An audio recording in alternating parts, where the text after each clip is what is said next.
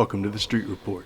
Satellite images of before and after this incredible storm. The before there, then the after. Just showing the extent of the flooding across these communities. Again, before and after Harvey. An interstate that's usually jammed with car traffic has essentially been turned into a boat launch for volunteers launching airboats like the one you see in front of me. Devastation. Each of those homes, another one here, before, from, space, and after. Locations, that's Simonton, Texas. This hurricane is of a magnitude that I have never seen before. This is Brookshire, Texas there, before and after the flooding. Just incredible. I'm from this part of the country. I've seen many tornadoes and hurricanes and flood events. Never have I seen one like this. And we're seeing images like this across the state. This is Arlington. Just jumping in to help out? Yes, sir. Where are you coming from? Texas City. Texas City? Yes, sir. What are you going to do? I'm going to try to save some lives.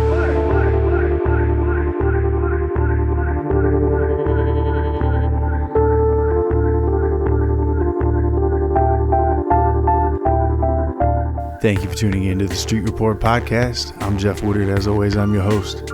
In this episode, I'm going to talk to Dr. Christian Bolden P.H.D., a sociology criminal justice professor. We're going to talk about gangs in America, causes, effects, positive male role models, so much more. And that conversation goes deep, and me and him go back. So you're definitely going to learn a lot about my past and about San Antonio, the history of San Antonio gangs in the area.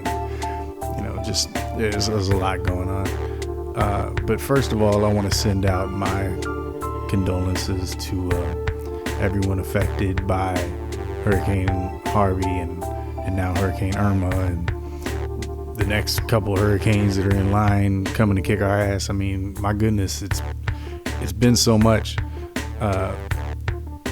When we see it so close to home, it really makes us realize how fragile everything is, and how, you never know. One day everything can be fine, and the next day it could all be gone. And that's what a lot of people in South Texas have been facing over the last couple weeks around here. I mean, it's a lot. It's a lot. To see areas that had elevated walkways and all the elevated driveways and walkways and stuff are now even covered up, and lots of cars, and over 800,000 cars have been totaled out so far, I believe, something like that. 800,000 cars. Imagine the amounts of people that have been affected by this. It's insane, and that's that's just Houston alone. So we're not even, everybody talks about Houston, but all those little towns around there, Galveston and Johnson, it's everywhere. It's a lot in South Texas, and millions of people have been affected. So definitely our condolences go out. I can't imagine. And we definitely felt it here in San Antonio.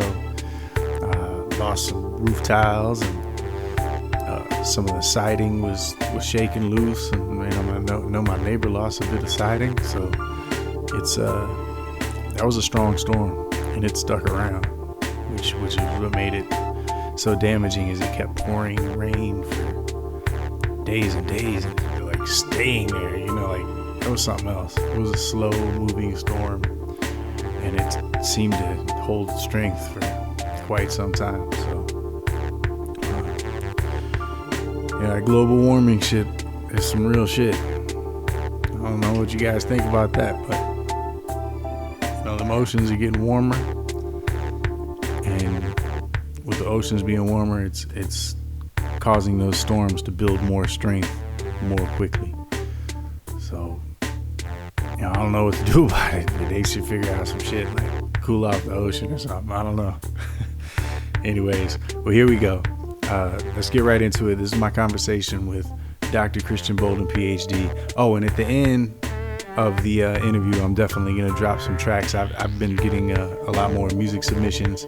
I got 3 different songs by 3 different artists. I'll introduce them all at the end. But hey, Key Turner, go ahead and buy that joint on iTunes and show her as much support as possible, because to me, that track is fire. Well, anyways, so here goes my interview with Dr. Christian Bolden.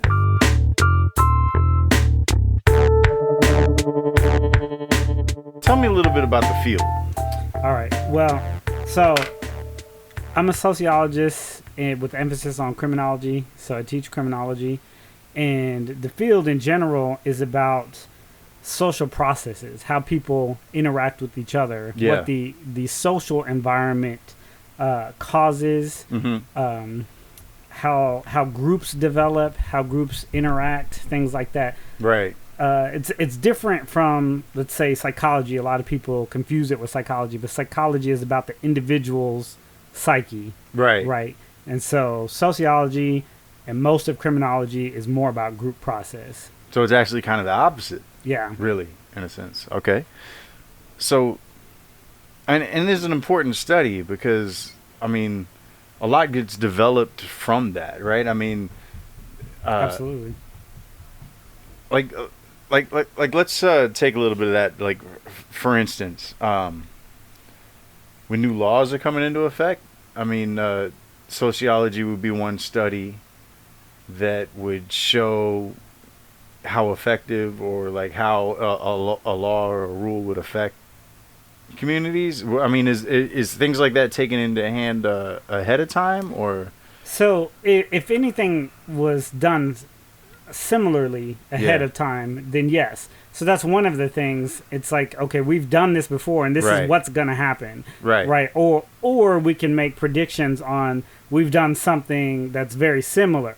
Yeah. So we can predict that this is going to be the result of that. Right. Unfortunately, most of the time, lawmakers don't listen to that. Okay. Right. And so it's just actually been fairly recently, as far as since I've been in the discipline, that you're starting to see more and more lawmakers who pay attention to social science. Really? Yeah.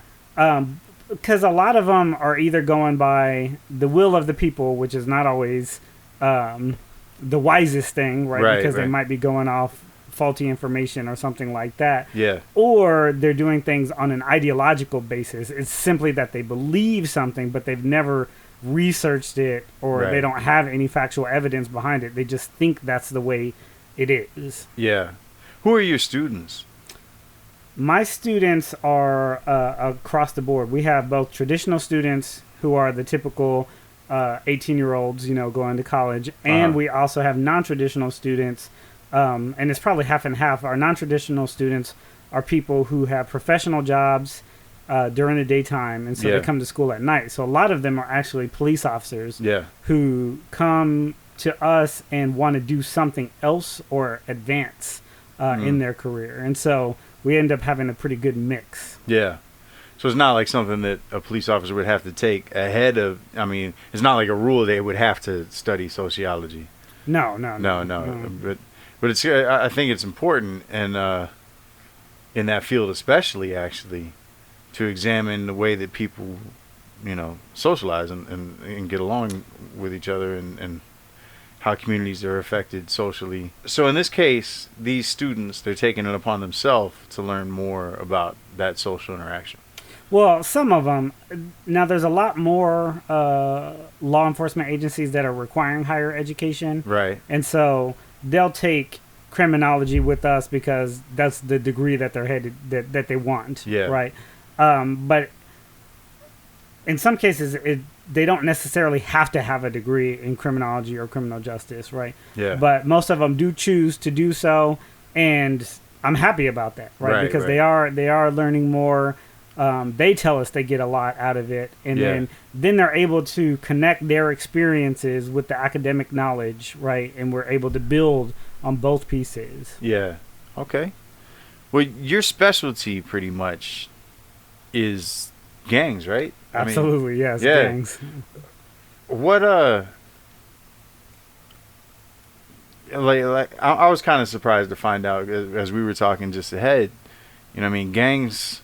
I mean, I knew gangs was way before Raymond Washington and the Bloods and Crips and all this, but But I assumed actually that the first like kind of street gangs were because of alcohol prohibition.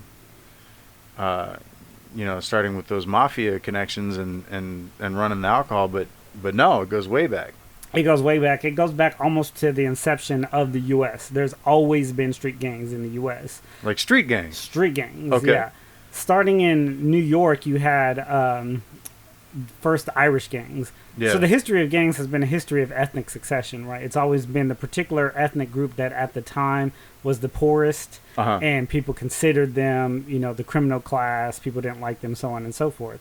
Have you ever seen that movie Gangs of New York? Yeah. So although that movie is fiction, the aspects that they're portraying are real. Right. So those gangs in the movie were real gangs. There was the Dead Rabbits and the Roach Guards and things like that. And so that was back in the 1700s, 1783, I believe, is the first documented situation with those gangs. And they were in the area called the 5 Points of New York. And they were pretty rough back then. They battled with whatever weapons they could find. And so there's been gangs all along. And then they just, every time a new ethnic group migrated in, and that new ethnic group was the poorest group, they kind of pushed the previous one up in social class, and they became. So it was like the Irish, and then the Polish, then the Italians, then the Lithuanians, the Armenians, and just so on and so forth. And it just kept going over time. So New York was pretty much the birthplace of the street gang. Yes. Well, let's say the U.S. street gangs, right? Okay. We're only talking about U.S. Yeah. Right. In this case. Okay. Wow. Okay. Because a lot of times, when people think of street gangs, like, because mafia kind of has their own little spot, but when we think of like regular street gangs, we think California.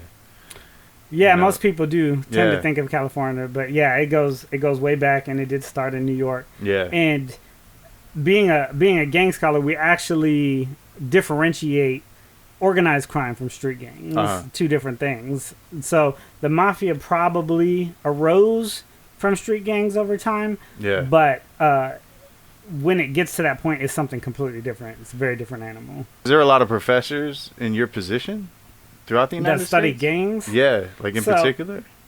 There's probably like 50 well known. And then extremely well known. There's a core group of maybe 20 that have really compiled all the information. Yeah. And you fall into this.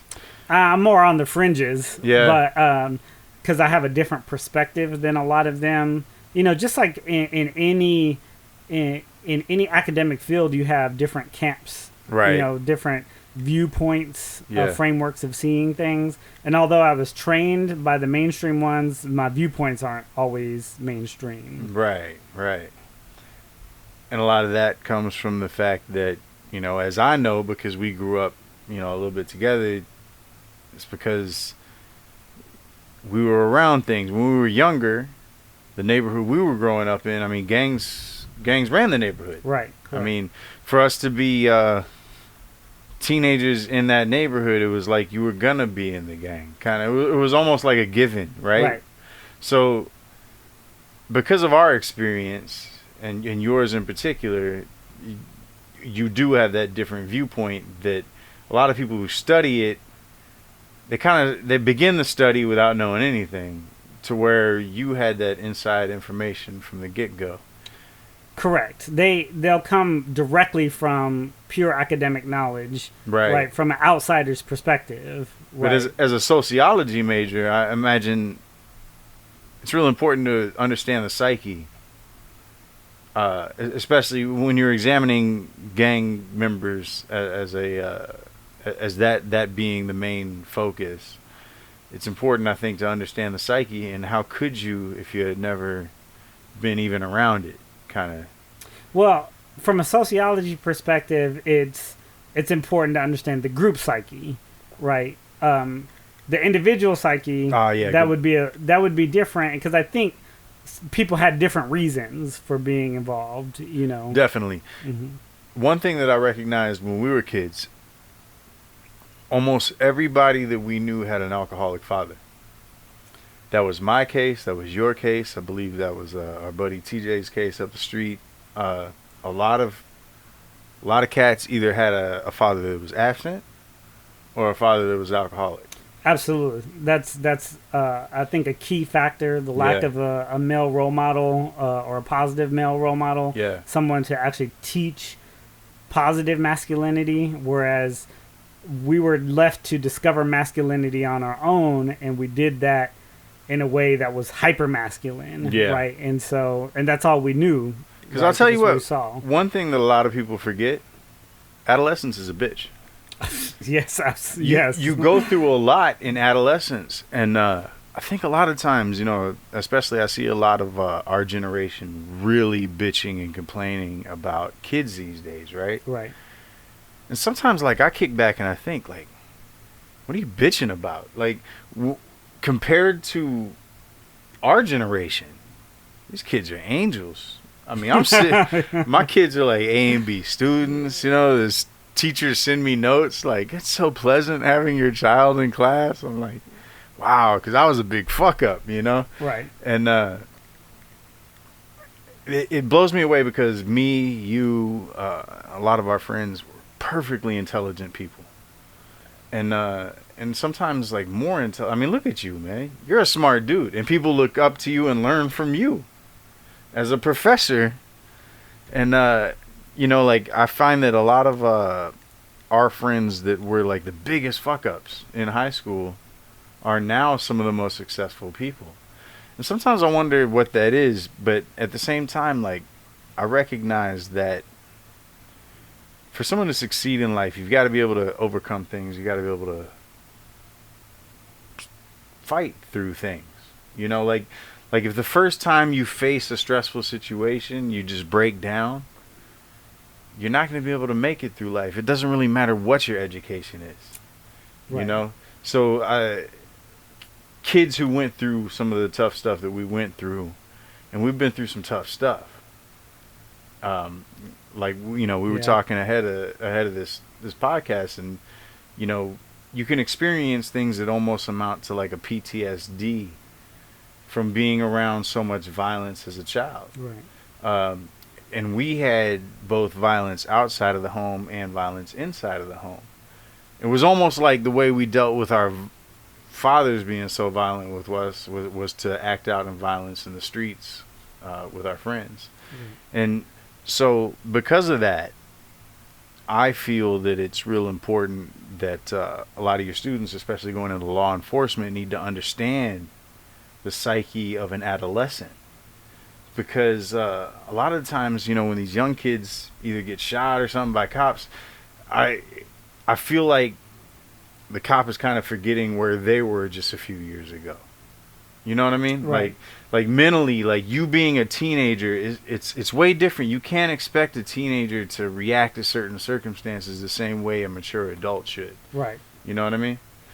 So you said a whole lot of things that I want to respond to. Oh, my bad. I'm gonna try to remember all of them. Yeah, go ahead. So first, the one about you, there being a lot of us who were intelligent, but still ended up in this situation, and you have a lot of things going on there. One is I think the schools did a poor job, at the time of challenging people, academically, or just recognizing what was needed. Right. To have people succeed in that environment, right? Instead, they just gave up on us. They really went to a punitive policy. Yeah. They call it the school to prison pipeline. Yeah. I mean, I remember even in elementary school, they would lock me in a room for a month at a time, right, because of my disciplinary problems. But, I mean, what is that teaching anybody? It's like solitary confinement right, for kids. It's exactly what it is. So there's that. The second thing about the difference between us and kids now, there was this really interesting study done on that, in that kids in these generations haven't been taught resilience, and resilience is important. Absolutely. And people, it's really, people blame the kids and talk crap about the kids, but it's the parents' fault actually, right? Because they're helicopter parents and things like that, and they're so protective and so scared and things like that. So the kids never fail, right? Everything's about their self-esteem. They get trophies for participating in everything, right? And things like that. But when it comes time for them to fail, they've never learned that resilience, and they crack. Right. They break. Exactly. And our solution as a society is to medicate them, right? Is to give them drugs. And so we've had the highest rates of depression and anxiety and so on and so forth. Right. And it just keeps happening over and over again because... And that's gone on forever, because when we were kids, it was Ritalin. You know, everybody's got... what do they call that shit? ADHD. Yeah, exactly. ADD, ADHD. Doctor told me I had ADHD. Well, my mom said, fuck that. We're not putting him on no drugs. And thank God she did. You know, because my mom recognized, she said, he learns different. Not everybody learns by opening them a book and reading a paragraph and answering questions about the paragraph. Not everybody is going to be geared towards that type of education. Right. And that's why I excelled when I was in general mechanics class and stuff, you know, where you give me a tool and you show me how to manually, like, you physically do something. Man, I'm on that. You know what I mean? Right.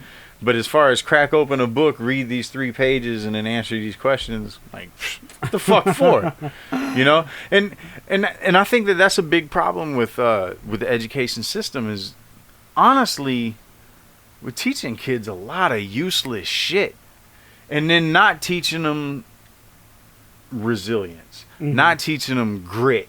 Not teaching them, you know, like, you want to do something, do it. You know what I mean? Like, that's a big part of it is, like, you want to be an actor, be an actor. That's it. Just start doing whatever it takes to be an actor. You want to be a musician, be a musician. Do whatever it takes to be a musician. Don't get sidetracked with all this bullshit. Then, you know, you have a purpose. Each person kind of finds their calling in that adolescent stage. But how many of us stick to it because we automatically get pulled like, well, this is what you're supposed to do. You know, I mean, everybody else is going to college to become a fucking guy that sits in a cubicle all day for $35,000 a year. So that's what you're supposed to do. You know, I mean, it's just what we do. You know, but there's like other options and things out there, and I think a lot of times like people get like they feel like kind of trapped, like they just have to conform into this situation, and before you know it, here they are like 27 years old. They had a wedding that they weren't really ready for, and then they got the college loans that they weren't really ready for. Didn't even know why the fuck they were going to college in the first place, and here they are, you know, in that cubicle job making $30,000 a year with $90,000 worth of debt before it even really gets started. You know what I mean? Like, I think through high school, that direction, that like this, you know, kind of, you know, pointing kids to where they can succeed, and not only succeed but actually be happy in what they do.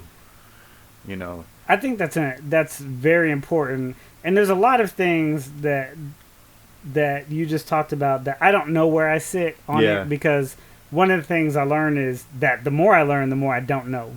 Yeah, right? I feel that same way.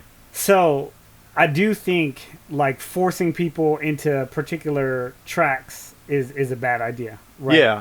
And I do think that there are places that have more options, school options that are artistic, and you want to go, if that's the route you want to go, you can go to that high school, and they will teach you in that vein. And I think you might have some kids that are happier that way. But why does it gotta be a whole nother school?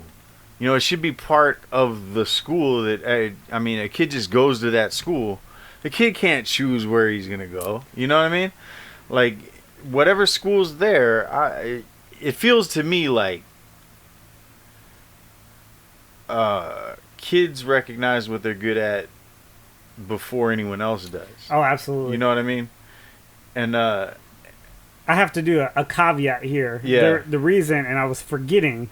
Okay. I shouldn't have forgot. I forgot how things are everywhere else. So New Orleans is different, right? It is the only place in the country where it's like 90% charter schools. So kids actually, or families can choose which school they go to. Oh, okay. Right. In fact, there's very few kids who go to school that's the school in their neighborhood. It's where their parents chose. Now, some of them are really hard to get into and have specific qualifications. Some of them are too expensive to get into. But in that case, it is about choice. Okay. Right? Now I'm not saying that's necessarily a good thing, because part of that is poor kids are getting left out, right? Because they can't get into the really nice, the expensive schools with all this variety of education available to them and things like that. Right. And so you have that problem, which is, one of the arguments dealing with Betsy DeVos and all this political stuff, but I don't really want to get into that. Right. So that's just my caveat to saying that, because you were mentioning kids don't have a choice. That's why I was thinking of it that way. Yeah, because where you are, they actually do. Right. So getting back to the gang situation then. All right. Because it's not that gangs have died out. No. Matter of fact, in some sense, there's been a little bit of a resurgence as of recent in some cities. I think it's cyclical, right? Yeah. There's always upticks. Yeah. And then drop-offs. And so it just depends on what's going on in that particular area. Yeah. Yeah. So that, like Bloods, Crips, these all started in California. Right. And this was, it was territorial, right? Yeah, it was neighborhood-based. Yeah. Yes. How did it blow up so big, man? I mean, because it went from California throughout the United States like crazy. And in San Antonio, where we're at right now, ended up being like the craziest city for a little while, which kind of blows me away, because San Antonio in general, it's one of the nicest cities that you can come to. Like, as far as the way people interact with each other. Yeah. Going to the store and just, having conversations with people in line and stuff. I mean, compared to, I lived in New York for a little while, it's like night and day. Right. People don't want to talk to you. They don't know you in New York. But in San Antonio, it's a lot more common where you bump into people, conversation starts. It's not even a thing, Right. So how did that explosion happen? So the explosion happened, I think there's a misnomer. There was a lot of theories about why it happened. Yeah. Right. And one of the theories, which was completely incorrect, but for a while law enforcement was saying this, was that the gangs had purposely spread throughout the country. That's not what happened. So here's what happened. The misnomer is this. So people think about the Bloods and Crips and so on and so forth, but there was gangs everywhere already. They just weren't Bloods and Crips and Folks and People, right? Yeah. They were just hometown gangs, right? Homegrown gangs. And in a lot of areas, they were under control, per se. They weren't like spreading. They weren't out of hand. The police knew who they were. And so the police weren't overly concerned. And San Antonio's actually had gangs at least since the 1950s. And but they were limited to particular areas, right? Mostly on the west side and the circle around downtown. Is one of the things you'll find is in most major cities, the circle around downtown is where you find the most projects, the slums, impoverished areas, and that's where you'll find the most gangs. So since the 1950s, San Antonio had gangs. Other cities also had gangs, right? Now, a couple of things happened.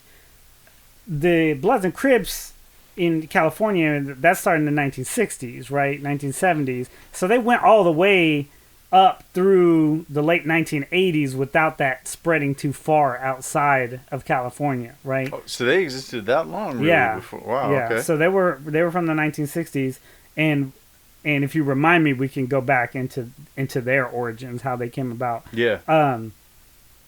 So you had a cultural dissemination, right? You started having all these movies like Colors, right? Men's Society and Boys in the Hood and things like that, right? And so people started to see that, right? But it seemed like I think Colors started that. But now, by the time Boys in the Hood came out, I think it was very well spread. Yeah, it was well entrenched. So the other thing, and this is actually the primary ironic thing that happened, was this. So people always say, like, oh, if you lived in a gang neighborhood and you're worried about your kid being involved in a gang, then why don't you just move and get out, right? Yeah, well, it's that easy. Right. But people actually did that. They did move and they got out.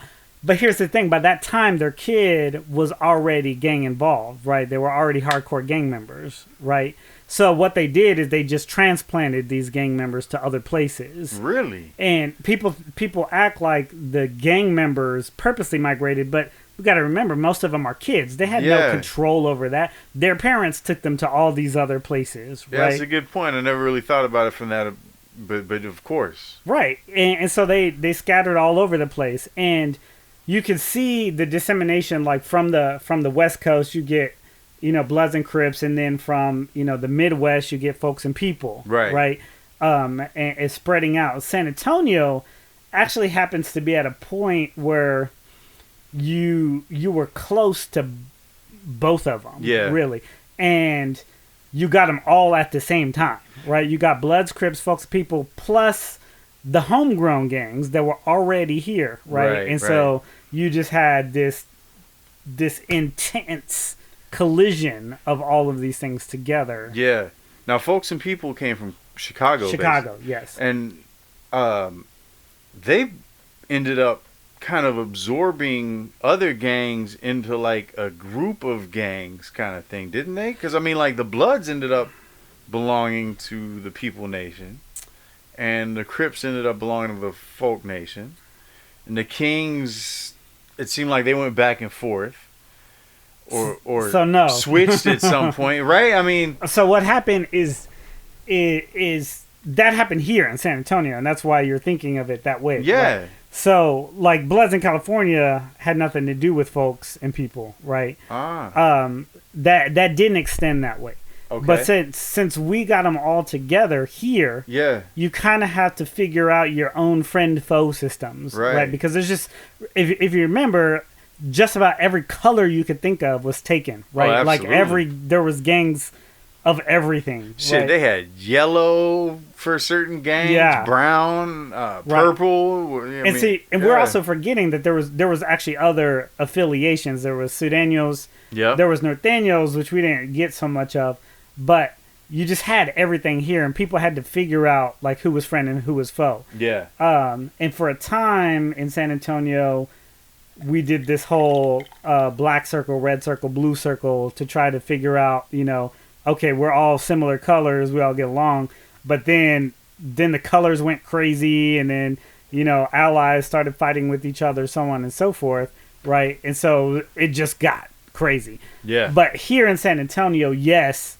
Bloods were People, Crips were folk or allied with folk, and there was also that extended to the East Coast, and the East Coast gang origins, as far as Bloods, Crips, and things like that, were very different. That's a whole different story, which we can also go into too. But they are also the same, like similar to San Antonio, with it being mixed like that. Huh. Okay. Yeah, because I thought that was just the way it was, kind of. But no. Huh. Interesting. Okay. So let's get into that then, the origin of the Bloods and Crips. Okay. So they started in California, and Raymond Washington started the Crips. That's pretty clear. Yes. And he was like 15 or 16 years old at the time. But on the Blood side, Sylvester Scott, no, not necessarily? I mean, some people give him credit, but there's less verifiable evidence of it. Like the Raymond Washington story is pretty solid. Yeah. As far as all origin stories lead back to Raymond Washington. Yeah. All origin stories of the Bloods do not, was this like two particular neighborhoods, basically? No. So what happened here is this. So there had been gangs in LA and in the surrounding areas, the Slossons and things like that prior, right? But 1940s, 1950s, and typically they were neighborhood-based gangs. But mostly what they did initially was defend their neighborhoods against whites who would come in and terrorize them. Really? Right? Yeah. So like Slauson, that's a street, right? Yeah. Altadena, that was a street. Right. Yeah, they're pretty much all named after streets. Yeah. Or neighborhoods. So explain that white. Okay. Well, that was just in the history of gangs, you had that most places, right? You had this ethnic succession, right? Mm-hmm. Black gangs actually didn't come till a lot later, right? Because most of the previous gangs were of the white ethnicities, Irish, Italian, Polish, so on and so forth. Right. And typically in places like Chicago, the Irish hated blacks, right? Yeah. And they would constantly terrorize them. So that's what those neighborhood gangs were about initially. But that went away fairly fast, and then they turned to fighting each other. Yeah. Right. So, there were just these neighborhood gangs, and then all of a sudden that disappeared about mid-'60s because they got swallowed up by the civil rights movement. The civil rights movement came along, the Black Panthers and organizations like that came into those neighborhoods, and really people were excited. Yeah. People dropped all the gang nonsense at the time, and they joined these organizations, or they went along with these organizations and started helping out their neighborhoods, right? Yeah. So that happens from, let's say, 65 to 69, so on and so forth. But one of the things people forget about civil rights, people like to, talk about the, what was won and stuff like that. But if you think about just about every civil rights leader, what happened to all of them? Martin Luther King, assassinated. Yep. Malcolm X, assassinated. John F. Kennedy, assassinated. Robert Kennedy, assassinated. Right. Medgar Evers, assassinated. Several of the other major Black Panthers either were sent to prison or were exiled. So they got wiped out. That leadership was wiped out. And so you had a whole generation of young people, young Black people, whose leaders had just disappeared. Right. And they saw this, and they were leaderless, right? Yeah. And angry, really, really mad. And without that organizational leadership and cause, right? Because it's like, if we're fighting for civil rights, this is what happens. They kill us, Right.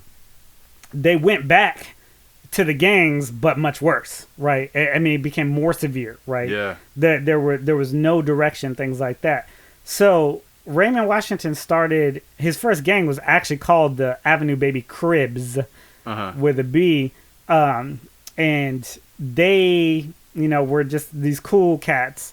Yeah. But they started like purse snatching and things like that, and the news media caught attention of them and started like posting all these stories. So it was like they became famous really fast, and the news called them Crips, right? So they got it wrong, but all of a sudden everybody wanted to be Crips because it was like this cool thing, right? Like they're all over the media. And during the time, so you had two things happen. You had people jump on the bandwagon, like all these people was like, well, we want to be Crips too, right? Yeah. And the other thing, which this is really weird to wrap our heads around, being, of later generations, gangs back in that time in the 1960s, and not just in California, they had these things where they would go rumble, they would fight, beat each other up, and the winner could actually impose things on the loser, right? So usually that was like, we stole your jackets or something like that. Yeah. But instead, the Crips forced anybody they defeated to become Crips as well. So they began steamrolling over other gangs and making them into Crip gangs, right? And so you just had this massive wave of Crip gangs pop up everywhere. Now, the remaining gangs decided that they were going to make alliance against the Crips. Yeah. And those remaining gangs, the Bishops, the Brims, the Pyrus, they made this alliance called the Bloods. Yeah. Now there's a whole bunch of different origin stories about why the word blood, and probably the most common one is that during Vietnam, because the Bloods didn't form till about 1972, in Vietnam, blacks in Vietnam called each other blood, right? Yeah, and so that's probably the most popular origin story of that. But that was an official alliance that they created. Yeah. But even still, by that time, the Crips had overrun so many that the Crip gangs outnumbered Blood gangs at least 3-1. Was there any kind of correlation between the creation of the Bloods and military? You know, 'cause, I mean, sometimes those guys come back and you know, they're used to fighting and being around violence, and maybe home life is boring almost. I mean, do you think that there's a possibility there was a connection there? It could be. I couldn't verify that, but I mean, they did have a draft during that time. Right. So. Right. Makes sense. Huh. So I'm surprised there was such a gap actually between the creation of the Crips and the creation of the Bloods. Yeah. You know, a lot of people I think would assume that they came right after each other, but no. No, Crips is about 1969 and Bloods is about 1972. Wow. Okay. So it started spreading by the families trying to move away from it. Right. And the kids come with it, and instead of them saying, okay, well, nobody here is a Crip or a Blood, so I don't have to worry about this anymore. They were like, well, since nobody here is a Crip or a Blood, this is fucking lame, so I'm going to create a group on my own. Is that... I think you had two things going on. So you had the homegrown gangs in these other places, right? Like San Antonio, like St. Louis and things like that. And everybody knew about California, though, right? Yeah. Because of colors and things like that, and everybody was fascinated with, right? Yeah. And it's like, okay, I'm this such and such gang that only a few people have heard of, right? Yeah. Versus we've got, you know, a legitimate Blood right here, you know, right. and so that inculcation just happened, right? You know, the culture just disseminated along those lines. And then when... Plus, too, I guess you're almost like a novelty. If you're a Blood or a Crip you're authentic from California, these people in this new area that you move into, they've heard of that.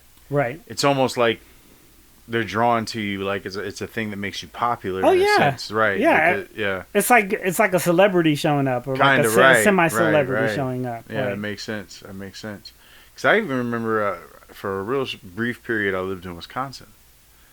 Neenah, Wisconsin. It was the tiniest little nothing bumfuck town.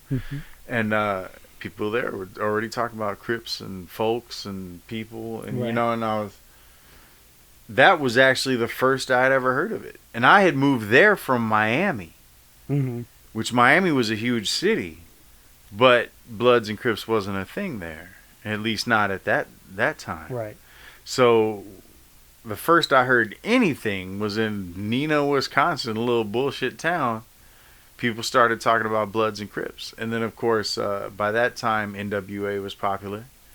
You know, Compton's Most Wanted had come out. DJ Quick was just starting to surface. Ice-T, of course, 6 in the morning. I mean, you know, Ice-T was probably actually the originator on the music side. So How much do you feel like music had the influence? Do you that's absolutely part of the cultural dissemination. It is, right? Yeah. I mean, because I kind of fought that for a while, you know, saying, look, man, we're smarter than that. You know, we weren't. Music, exactly. No, it does have an influence. Yeah. I mean, you just think of if you're listening to aggressive music while you're driving, you tend to drive more, you know, intensely and aggressively. It's one of those things that happens subconsciously.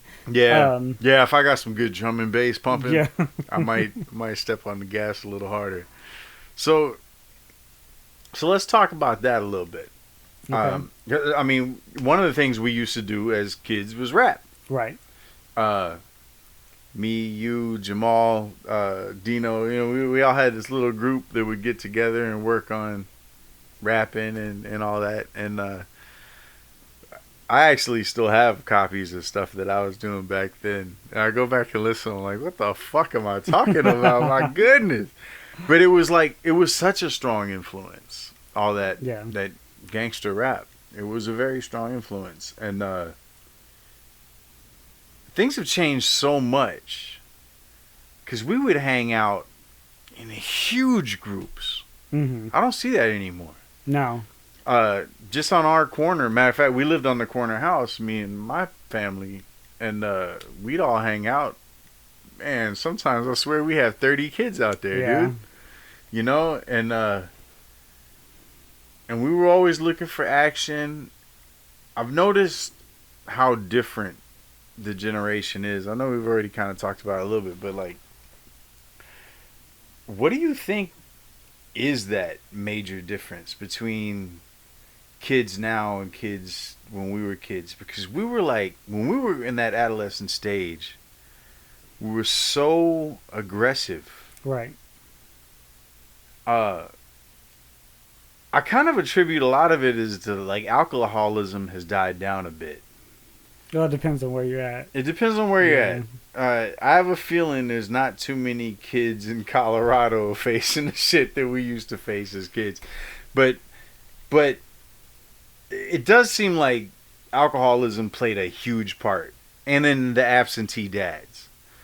And I've noticed that a lot of people in our generation, even the ones that have been through divorce and stuff, right, tend to take care of the kids better and pay a lot more attention to the kids. I mean, do you kind of recognize that as well? I mean, I know you're not a parent yourself, right? So maybe you're not around it as much. But, no, I definitely see it. Yeah. I mean, we talk about it, you know, some of it's good, of course, some of it's bad. Yeah, because the helicopter parents can be bad. Helicopter parents can be very bad. Yeah. I mean, I get, you know, it's college, and I get parents who call me to find out what their homework is for their kids, you know. And I'm holy like, shit. I'm like, your kid is an adult now, you know. Yeah. So, but, you know. Hold on. You gotta be fucking kidding me. I'm not kidding you. What? But that demonstrates how different things are, right? Yeah. Because with our parents, the ones that were around, it was still like practically kick you out into the street. No doubt. To go do like, whatever. You know? Motherfucker, you're 16. Why do you not have a job yet? But yeah. Wow. So we're gonna see even more people living in with their parents into their 40s and shit now? Yes, but to be fair, about that, the economy is very different, right? Yeah, you don't have as many primary labor jobs where that job can take care of you and a family. You have mostly service jobs, and a lot of them you can barely take care of yourself, right? With those service jobs, or you need to have multiple. You need to work a ton of time, and it's after the housing crisis and things like that. It's not like you could really get a place on a service job, you know, things like that. So I think that is actually more of the issue with kids living with their parents, or young people living with their parents still, because it's virtually impossible for them to get a foothold now. Right. Now, as far as the protectionism, that's different, right? Maybe because of all the stuff we did, right? We actually did live grew up during one of the most violent times. The most violent year, as far as gangs and all that is concerned, was 1993. That was like the most homicides in the United States. And if I recall, I believe 1993 might have been the year that San Antonio, they published that paper that had like the list of gangs that were in the city, and it was like what, 4 or 5 pages long. And I mean pages of like, you know, you had what, at least 2 columns on each page, just lists of all the gangs. I mean, if I remember right, it was over 10,000 drive-by shootings that year in San Antonio. It wasn't 10,000. No, I read that shit. There was a lot. There was a lot, but 10,000 is way too many. It sounds like way too many. But it actually was it was over 1,000 for certain, which is crazy anywhere. Yeah. Right. In fact, I think I actually have the number. It was about 1,200. It was about 1,200, but even that 1,200, that means there was an average of 3 to 4 drive-bys every single day. Yeah, I mean, that's insane. We're not talking about Beirut here. Right. We're talking about San Antonio, Texas. Right. You know? And that's why sometimes, you know, like, as bad as things are now, you know, you hear about violence every day. But the thing is, you're hearing about everything. Right, you hear about everything. That's the difference. If a 4-year-old gets in a fist fight with another 4-year-old, you're going to hear about it. Right. Versus back then, shit was happening so much that it could not be reported on. Right. You know, we had malls, Walsham, Windsor Park Mall, shut down because of gang violence. Yeah.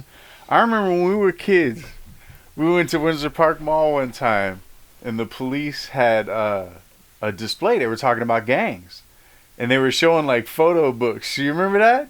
Vaguely. Dude, we opened up one of the photos, but we had pictures of us in the fucking, they were like showing in the mall. And I remember one of the officers looked at you and said, "That's you." They were like joking around and shit. It was crazy, man. Like, that time period was so insane. It was very insane, yeah. I mean, that San Antonio was called the drive-by capital of the United States at that time. Right. Yeah. It was huge. What made them fade away? Because there's definitely been a period now where it died way down, and maybe a lot of it's come back, but in a lot different way. Different way. Yeah. So there's no, validated. Yeah. I do have a few arguments about what happened. So in San Antonio, at least, it really died down by 1997. You had a very severe drop off, and I don't think it really ever came back in any significant way. There's still plenty of gangs here, but they're nowhere near as violent as. Oh yeah, no way. And I think their violence is very localized. A couple of things. One theory is that, just the violent members eliminate themselves, right? Over time, people go to jail and died. There was a lot of people who died and went to jail.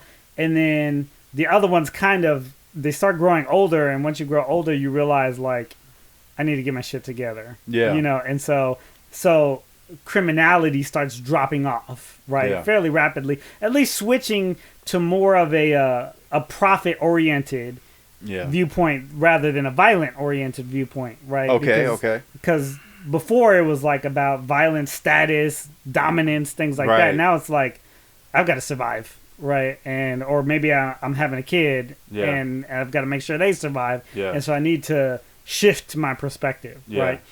So I think a lot of other people also got like really tired of the violence. You know, there's only so much of that you can tolerate for a while. Right. You know? No doubt. In fact, one of the especially when guns are involved. Right. Yeah. One of the number one reasons for people to leave a gang is actually because somebody close to them was killed. Yeah. Right. And you would think it'd be the opposite, that they'd be more vengeful or whatever. But, the gang members, because they had that teenage invincibility syndrome, type thing, thought they were invincible. But when somebody close to them is taken out, then everything really slaps them in the face. Like, what in the fuck am I doing? Right.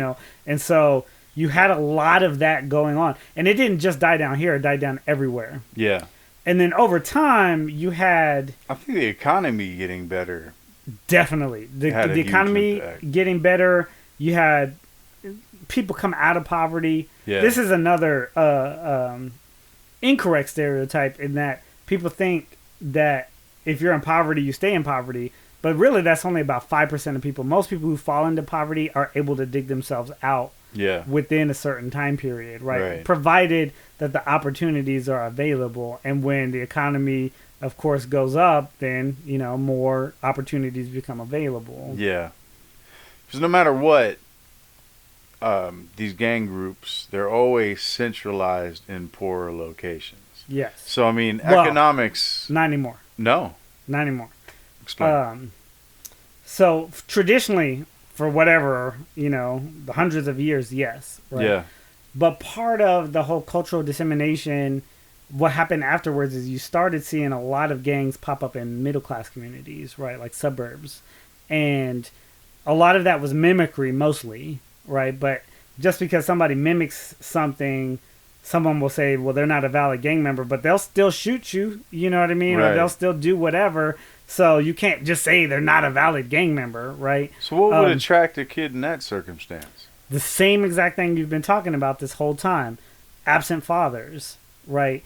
So in the studies that I did interviewing gang members, that theme was the number one theme amongst the gang members who were from middle class economic backgrounds. Is their fathers were working, always gone, right? Yeah, like never home. So in this case, they're middle class, they make plenty of money, but the fact is the father is always working.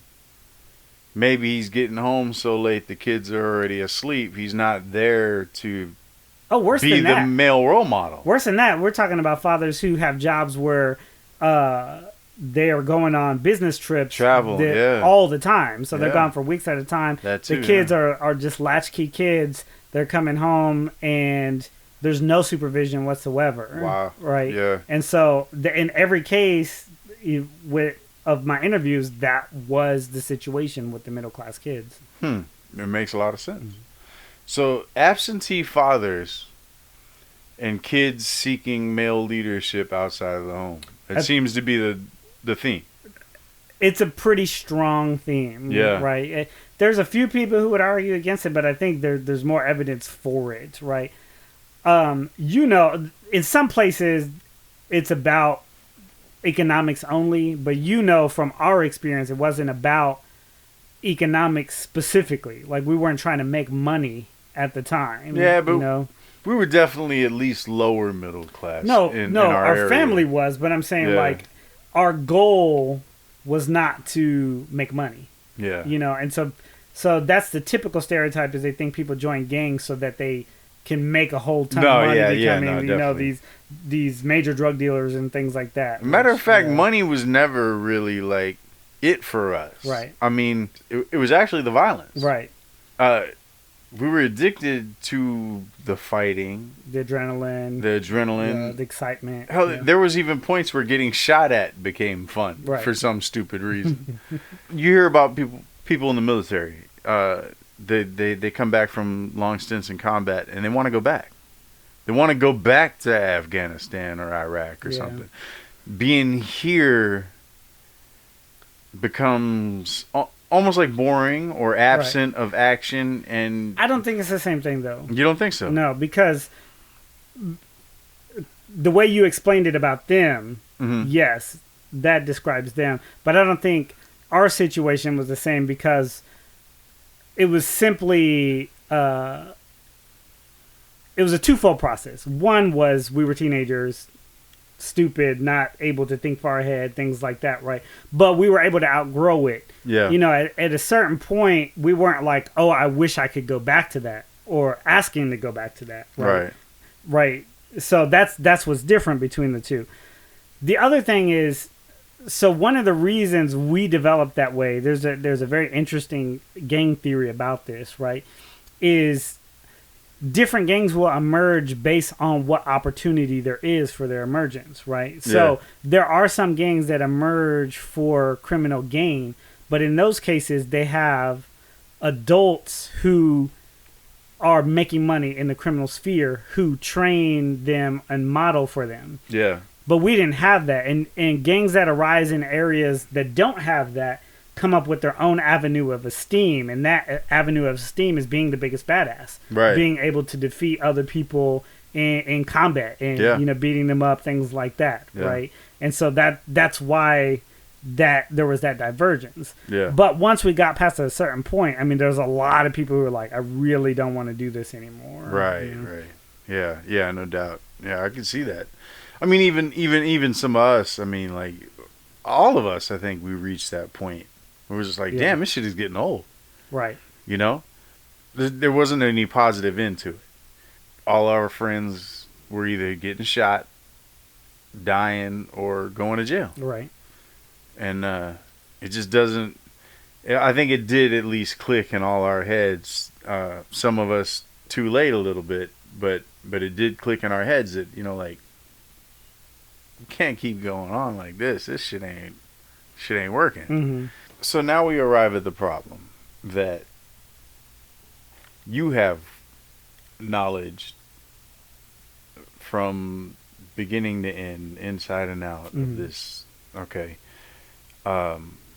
You in your position even, do you have the power to influence? I mean, like, 'cause it seems like someone like you or someone in your position should have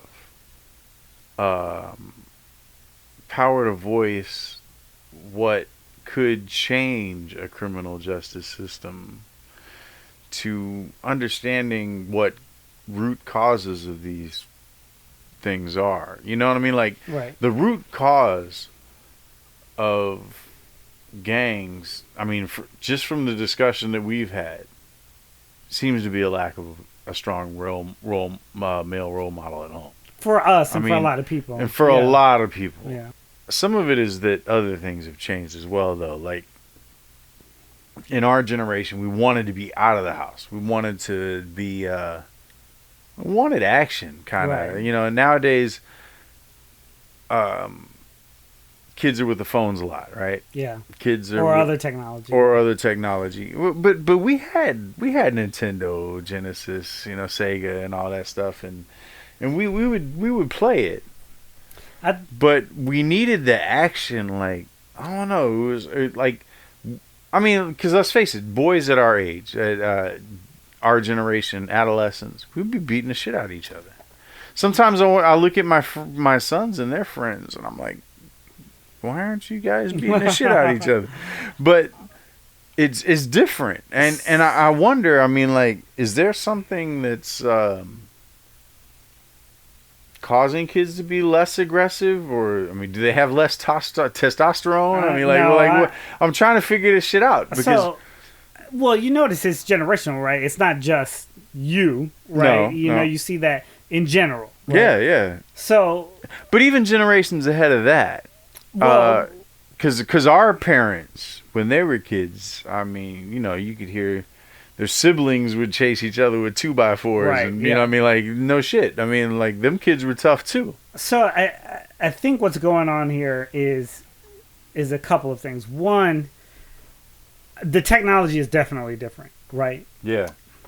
So I'm actually going to bring this back to gangs. There was a very interesting, not well-known theory, but I think it's valid because I can remember us demonstrating it. Yeah. Right? And that is, so previously, like our parents and their parents before, our dads, you were just talking about, you know, you want to make time, you know, to hang out with them and things like that. Our parents didn't do that. No, right? It was just the opposite. Yeah. And their perspective was like, if I provide food and shelter, that's all that's necessary, right? Right. Like, I don't have to engage you in any other way. In fact, I don't want to engage you in any other way. For sure. Yeah, and no, male role was pretty much earn. That was it. It was just earn money. That was the whole male role at the time, it seemed like. Right. And maybe at a certain point that was satisfactory, but over time it hasn't been. Absolutely. And our generations, or those generations, didn't adapt well to that, right? Yeah. People need more of that. So you're right, like kids would beat each other up because violence was assumed to be a part of masculinity, just in general. But when we would, like, say, be just us two, like we are now, right?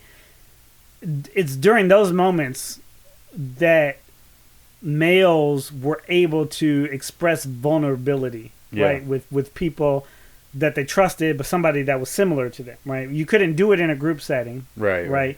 And you couldn't do it with your parents, right? Because your parents, our fathers didn't give a shit, you know, basically, right?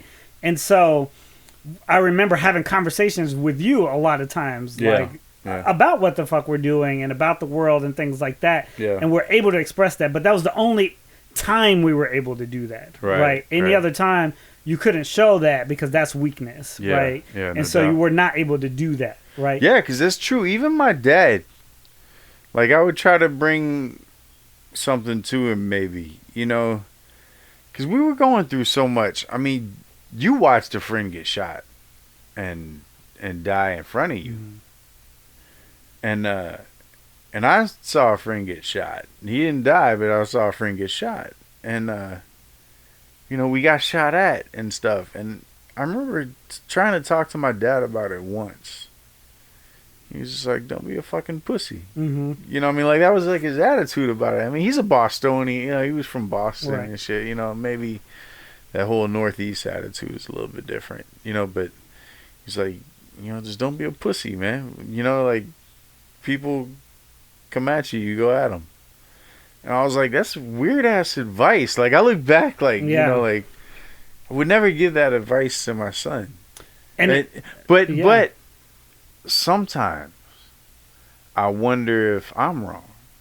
In a sense that the generation of children now is so soft that, okay, we see impending danger coming, right?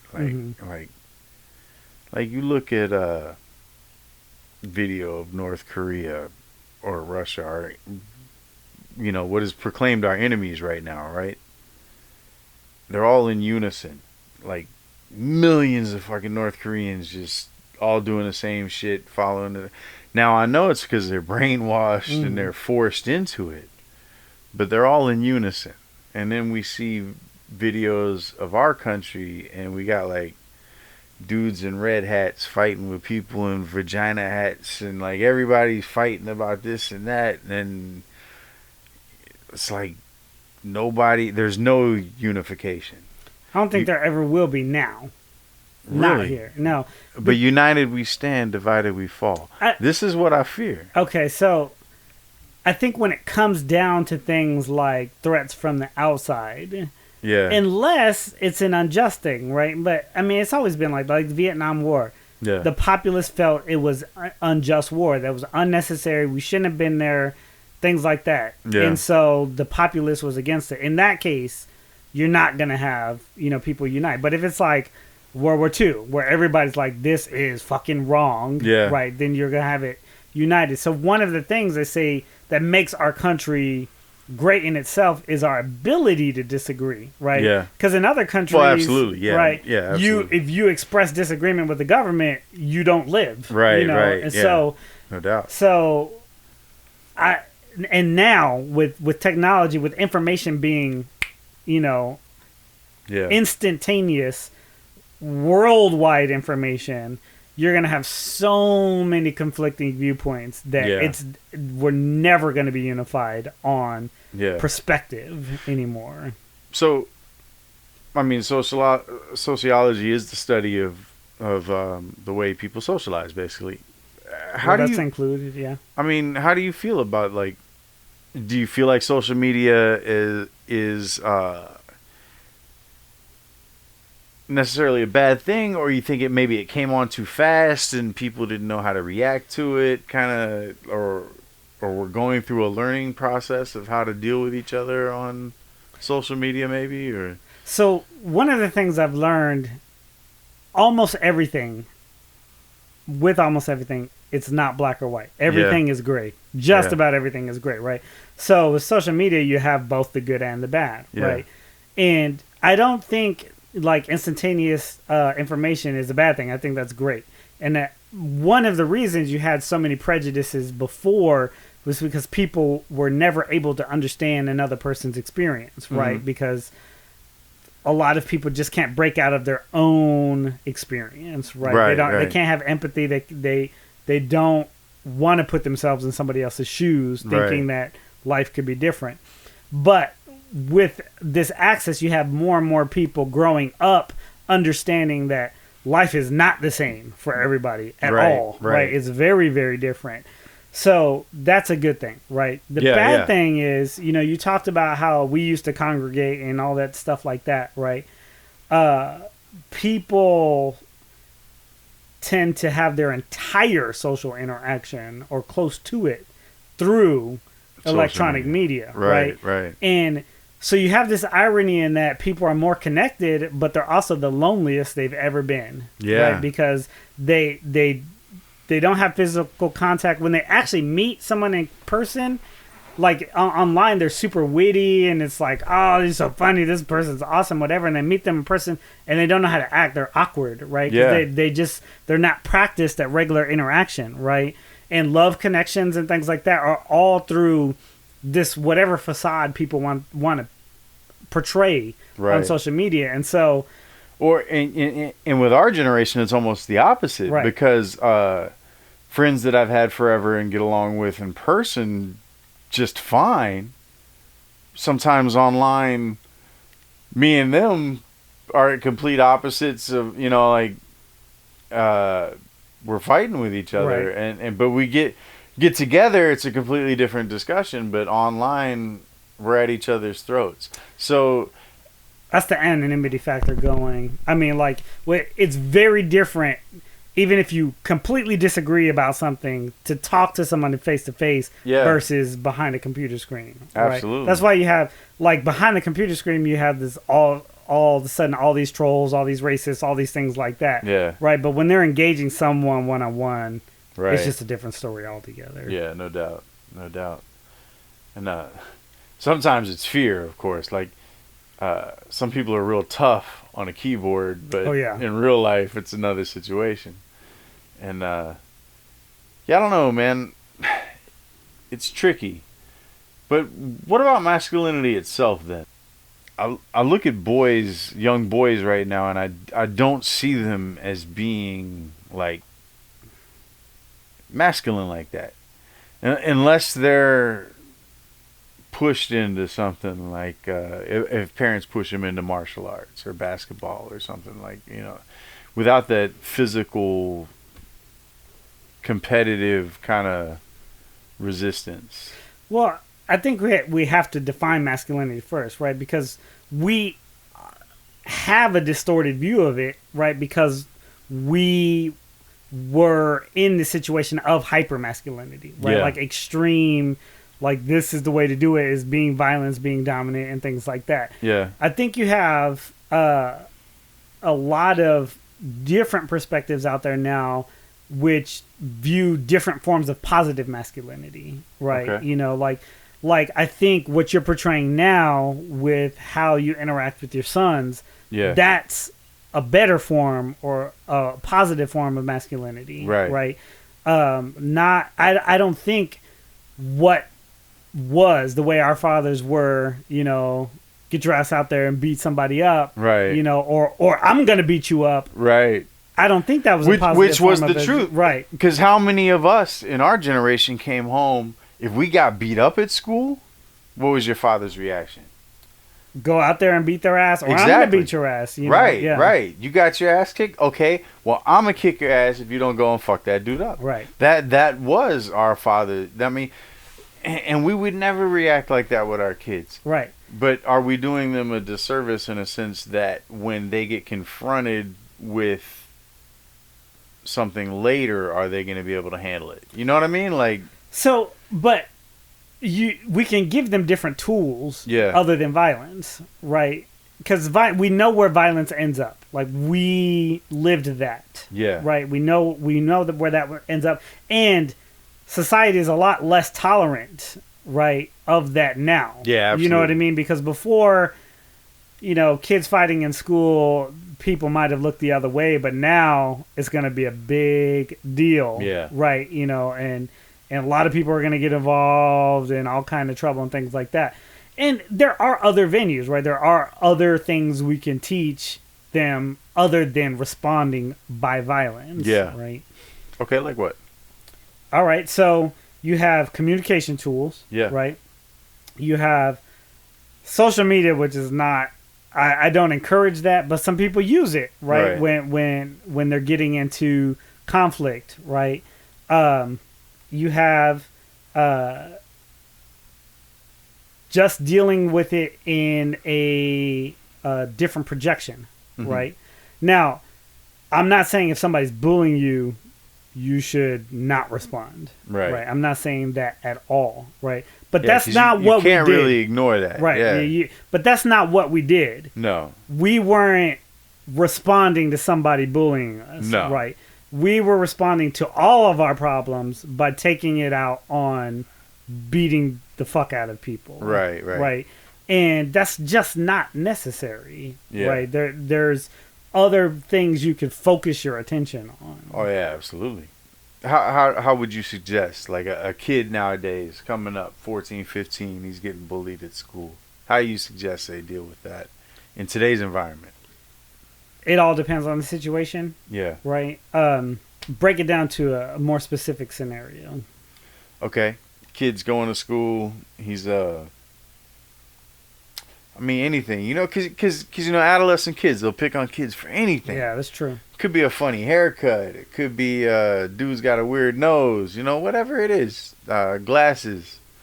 But he's got this one bigger kid that just picks on him every day, and that kid's not gonna leave him alone. You know, and especially if we know anything from, our experience is that a predatory bully type kid, he's only going to feed off a weakness. So if that child decides not to react, he's just going to keep getting picked on. And if the child, I mean, if it's anything like it was when we were kids, we couldn't go to the teacher. Right. Well, you're gonna go to the teacher and snitch on? I mean, you know what I mean? That was like a hell of a no-no. So, I think that's more common now, but that's not what I would suggest either. Yeah. I would definitely suggest standing up for oneself, right? Right. Stand up for oneself. But here's the thing. If you respond by violence, though, what's going to happen? What's going to be the outcome now? Yeah. Right? If you, let's probably say going to lead to more violence. It's either going to lead to more violence or you're going to be the one who gets in trouble. The kid's going to be the one who gets in trouble for responding violently, right? Right. So I think you have... There's a strange dynamic in that there's a generational change, right? Yeah. And there tends to be a culling of bullies now, meaning bullies tend to get ostracized by more kids. Yeah. So let's say a bully, he's bullying someone, the kids don't encourage that. They tend to side with the victim now. Really? Right. Okay. Yeah. Okay. And so you tend to have a general situation where the bully becomes the outcast. Really? Right. And so it's a reverse peer pressure situation that's happening now. And it's just because kids are being raised differently and taught differently, right? Yeah. And so they don't value the prowess of a bully anymore, right? And so you see this that helps encourage kids to be able to stand up for themselves because now they have the backup of all these other people who don't like this position of the bully. Right. Yeah. And so I do encourage them to stand up, speak up for themselves, right? Yeah. Do those necessary things. But if they respond violently, then they risk that. They risk other people rejecting them. They risk the wrath of the teacher or whatever because it's just become less acceptable to respond violently. So I gotta say, as a kid, I remember one specific turning point for me, where I was intimidated by bullies in elementary school, you know, and this was in Miami before I even moved here. I remember there was this one big bully named Tony. He was a light-skinned dude, like half black, half white or something. And there was this one time when I was running, a dog chased me back to my house, right? And I slammed the door behind me. I actually cut the tip of my finger off. I remember telling you about it. So I cut the tip of my finger off in the door. And I remember looking at it, and it was like cut off flat. And you could see the bone and shit. I freaked the fuck out. But anyways, time went on. As it was healing, I had the splint on, you know, like a regular metal splint with the spongy thing, you know, you see that a lot when people break their finger or something. So I had that on my finger, and I remember we were in the restroom once, and this bully Tony walked up. He said, "Let me see your finger." And I just picked it up to show it to him, yeah, you know, it's fucked up. He grabbed it and he squeezed the splint and smashed it on my finger. This is the big bully that had been picking on everybody, right? And I was pissed, and it just hurt so much, right? And I didn't do anything at the time except for report it to my parents, which my parents made us think about it, went up to the school and everything, you know. Shortly after that, my finger healed up, and it was another day that this dude was trying to bully me at PE class. And I think we were either playing flag football or soccer. And he came up and like pushed me and tripped me or something. And I got up, I walked up to him, I shoved him, and I was just like, I'm not taking your shit no more, you know? And he looked at me, and you could see the surprise in his face that I had reached this turning point. I wasn't going to take the shit anymore, you know? He didn't know what the fuck to do. And he stepped up to me, and he was like, what are you going to do, or whatever? And I pushed him again, and then I punched him, and the PE teacher came up, broke us up. But then, like a little bit later, the teacher came up to me, and he says, you know what? Nobody stands up to that dude. And, you know, you're not in trouble or anything. And he kind of just broke it down to me, like, sometimes you just have to stand up to people. And that dude never fucked with me again. I'm sure he fucked with other people, but he didn't fuck with me again. And he probably could have kicked my ass. I mean, he was a much bigger kid, right. and everything. But I think just the surprise of having one kid finally stand up to him, you know, shook him to his core. You know what I mean? Yeah. And ever since then, you know, I had been less scared of that type. And then, you know, part of it, my dad, he was what, 6 foot fucking 6, ex-Marine, you know, he would beat our ass all the time.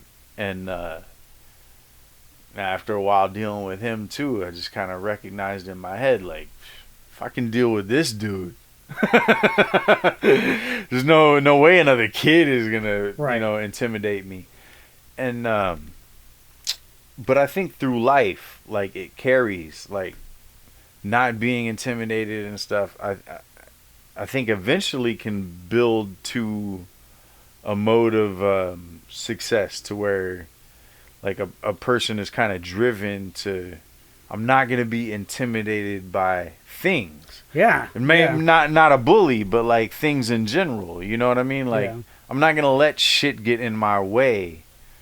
I'm just going to work to achieve my goals. And I think that that's part of a positive thing that comes from what we went through as adolescents. Oh yeah, you know what absolutely. I mean? I think fear in itself is the biggest problem. Yeah. Right.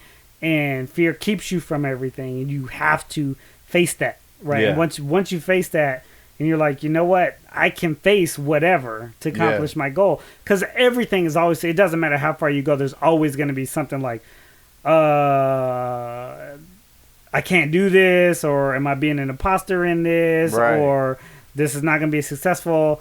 And that's what defeats a lot of people, right? Their own self, their own psyche, dealing with that fear. But once you face that situation, you can keep going. Yeah, absolutely. Yeah.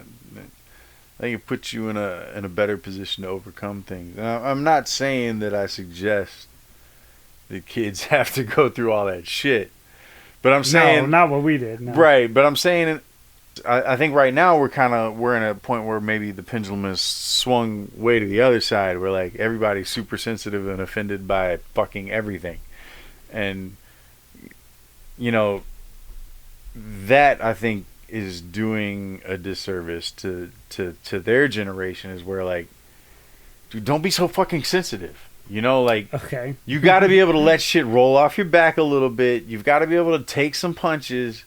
Don't be such a sensitive fucking pussy, because eventually what that leads to is a weak nation that's easily overcome. Because if everyone's a fucking sensitive pussy, you know what I mean? And then you got, you know, some invading force somewhere that's not a bunch of sensitive pussies. What do you think's going to happen? I'm afraid of that. Like, I am a little bit afraid of American men becoming a little too soft. All right. So I want us to be empathetic. You know what I mean? Like a huge problem over the last few generations has been a lack of empathy. Right. So I think you're right about the balance. Yeah. I think that's important on everything. Right? It's finding the balance. I also think that, so you're correct that the pendulum has swung really far in this direction of people being sensitive. But that's also important because it was so far in the other direction before. Yeah. And I don't think you can reach balance from just being on that side. You have to have the extremes, right? To get to this point where we all can say, okay, this is the happy medium. Yeah, this is the happy medium, right? Yeah. So you need to exceed the extremes, right? Another thing though, and this is kind of counter. One thing I learned over time is the importance of language. Yeah. Right? Language actually creates social reality, right? And we don't generally think of how powerful language is, right? And you were saying, like, you were talking about even people who aren't racist and they'll just stand by while somebody else is saying a whole bunch of racist things, right? And so that's still pretty powerful, right, in itself, because it's not doing anything about it, right? You know, you're accepting that, you're being that person that it's encouraging by not doing anything about it, right? And so I think you have a lot of people who are nitpicking everything, right? Because there are certain things, the way we talk about things, some of it is subliminal, right? And some of it just increases the marginalization of certain groups of people and things like that, right? Now, there's definitely people who are too sensitive. You know, some people do need to have a thicker skin, but there's some things that do need to stop, right? Some things need to stop being said. You know, they're it's just not right. You know, doubt. And the more people say it, the more it continues to keep the social situations as they are. Yeah, I guess a good example recently was Bill Maher's situation where he used the house N-word term, right, and I'm glad the way it was dealt with though, actually, in the end, because people recognize Bill Maher's not a racist fucking scumbag. But you know, like, I don't know if you saw Ice Cube was on the show, and he kind of... I didn't get to see that segment yet. Yeah, you really got to check it out, because, I mean, Ice Cube broke it down, I think, really well. It's like how harmful the word itself is. Right. And it's just not your word to use like that. And I think it was a real important thing. Like, Bill Maher fucked up, and he said something he shouldn't have said. But in a sense, I'm glad he said it, because it opened up that discussion to help people understand, because like, you know, I'm still a rapper, you know, I'm still an MC, and a lot of times for a little while I was involved with a little bit of like battle rapping online and shit, and it was like everybody was throwing the N-word at left and right, like whites, Mexicans, everybody's just like, they just own that shit. And I'm like, and I remember in one of my verses, I addressed it. I was like, you know, you throwing around the N-word like you own it. You know, like, you can't. It's not your word. Me as an MC, I've been rapping since I was yay high, right? I've never used the word. Never. And none of my raps have ever had the word. But I think that the difference for me was I grew up in black neighborhoods. You know, we grew up in Liberty City during the fucking riots. We were there. We were the white people, you know? And it became evident to me at a very young age how harmful the word was, because people I knew were directly affected by it. Right. And I think that both me and then through my mom, like her explaining it to me too when I was young, it's not a word for white folks to use. And So I mean, I just wanted to expand on that, because you had mentioned kind of, you know, things that shouldn't be said, and that's definitely one of them. I'd like to see the word disappear, right? Because I know how harmful it is. Another argument along these lines, like, so in our previous conversations, you mentioned things like safe spaces, right? And so here's a viewpoint of that's a little different. Because I honestly feel like they can be harmful. Explain why. Explain why, because like you know, certain things like that shouldn't be said, period. But like, honestly, dude, like, if you're 30 something years old, a male, you've dyed your hair pink, and you're carrying a fucking unicorn pillow wherever you go, I don't feel a great deal of that's just normal, acceptable behavior. I mean, I don't. I'm sorry. Like, you know what I mean? Like, there's points where, like, dude, grow the fuck up, go to the doctor, ask him about your fucking testosterone deficiency. He can hook you up. You know what I mean? Like, to me, people are born gay. I believe that. Okay? I do believe that. Like, because, like one of my aunts, she's been gay forever. She's known that forever. You know, my mom knew that her sister was gay. I mean, forever. I mean, it's just the way it is. She was born gay. I can deal with that. You were not born a fucking giraffe. I don't care how bad you want to be a giraffe. And I shouldn't have to understand that you want to be a fucking giraffe. You're a dude. You want to believe in science. You want to throw science around when it's convenient to you, right? Like, you know, this is science. You know, atheists, they don't want to believe in God, and they say it's not science. But when it comes to XY chromosomes, then they want to throw fucking science out the window and go fuck about science anymore. I'm gonna disagree with you here. Okay. For various reasons, right? So a few things. Going back to the concept of safe spaces, right? Yeah. So they usually use that in the context of the college, right? And it's important in that space because people are exploring different things, right? And you can completely disagree. Like, you could have that perspective that you have, right? And that's fine, but you don't have to,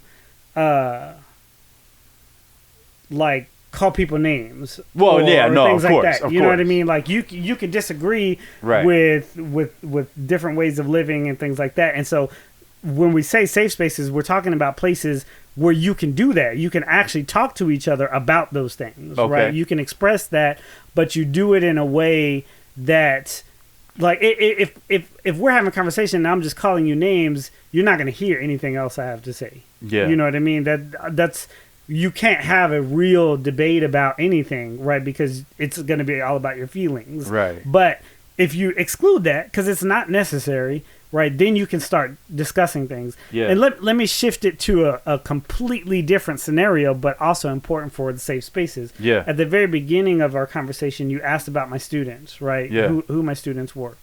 Well, in my classes, because it's a safe space, we have this arena in which these kids, these 18-year-old kids, can confront very respectfully police officers about them shooting people and things like that, you know, and they can do that and not worry about the police officer holding court in the street on them. You know what I mean? And they're able to engage this, and the police officer can also engage them about their behaviors that they disagree with and things like that. And they're able to communicate and not worry about it. Like, they can leave that there, you know, and then go back to doing whatever outside, right? But that is a place where debate about all these different perspectives, way to live, and things like that can happen.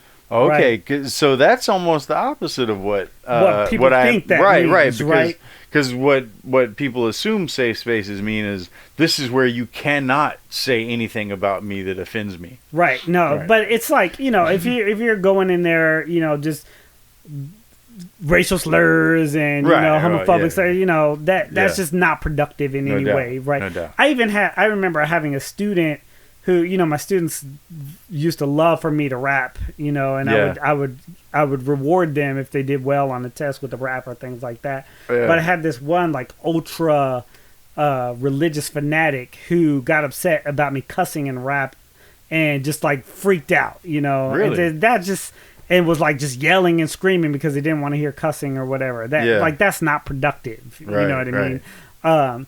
But so I teach a class called Deviant Behavior, right? And what we do is we talk about the craziest shit you can imagine that people do, right? And you have all these different perspectives, and sometimes you're like, whoa, because somebody teaches you something about that you would have never known, right? And it really changes your perspective. And deviance is functional in that way, right? Like, we have concepts of what's normal, how people should act, right? Right. And deviance pushes those boundaries, right? Yeah. And sometimes we say, no, hell no, that doesn't work. But other times we say, you know what? That's all right. You know what I mean? Like, that's really okay. And so the boundary shifts. Right? But there has to be those people who test those boundaries, right? For that to happen in the first place. Well, that's what I'm saying. Yeah. I mean, that's kind of my whole point. Is you can't have these spaces where you hide from people expressing themselves. You should be inviting people to express themselves and having discussions. Now, granted, civil and not like calling each other names and putting each other down, but having the discussions, I think, is important. But like for instance, I think one thing that I was trying to hit on is, like, I think in Canada now, it's like law. If somebody wants to be a Zer, you have to refer to them as a Zer instead of a him or a her. I mean, that's fucking retarded. I'm sorry. All right. Like, so what you were talking about, like the XY chromosomes, things like that. Yeah. Now, as far as biological gender, it's not something that I am an expert on. Yeah. Right. I just and by the way, I kind of want to clarify, because I'm not against someone getting a sex change. I mean, if that's your choice, that's your choice. I would never stand in way of that. And matter of fact, that's why I call myself a liberal, is because I believe in people having rights. Mm-hmm. So whatever you want to do, I think you should have the right to do, no matter what it is. I mean, unless it hurts somebody or something. But if you want to be a zebra, fine. But don't tell me that I have to call you a zebra, because you're not a fucking zebra. You're a human being. You know what I mean? So I get that. That's my point. Is like, whatever you want to do with yourself, your body, that's your choice, and I should never get in the way of that. Mm-hmm. But when you try to force me to just no, like you got people that, did you just refer to me as a this? I'm really a that. You know what I'm saying? Well, okay, that's fucking retarded. I'm sorry. Because of course I'm going to identify you as this, because this is what the fuck you are. You know what I mean? Like, you might assume yourself something else, and that's your right. And I'm not going to bitch at you about it. But if you try to force me to just, like, I'm supposed to know you're some weird shit that never existed before 2 days ago, you know what I mean? That's fucked up. So I get that perspective. We do actually talk about that in my class, because, like, sexualities now, there's like 50 different sexualities. Right, I mean, it's hard to keep track. Yeah. But I wanted to go back to the whole situation about like men and women, let's say. Yeah. A lot of... this whole night we've been talking about masculinity, but a lot of that is social constructed.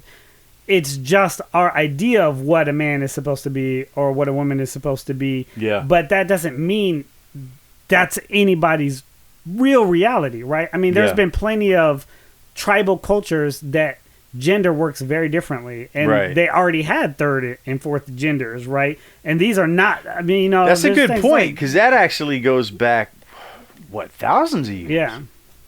So it's over time we're like, okay, we decided this is what a man's going to be, and we've decided this was a woman's going to be. Yeah. But as we just said, generationally that's been changing, right? Masculinity and things like that. So I think a lot of people do take things to the extreme, but it's this idea that it's all just socially constructed, right? It's all made up. We're all making it up as we go along, and we have some things that the majority of people agree on, right? And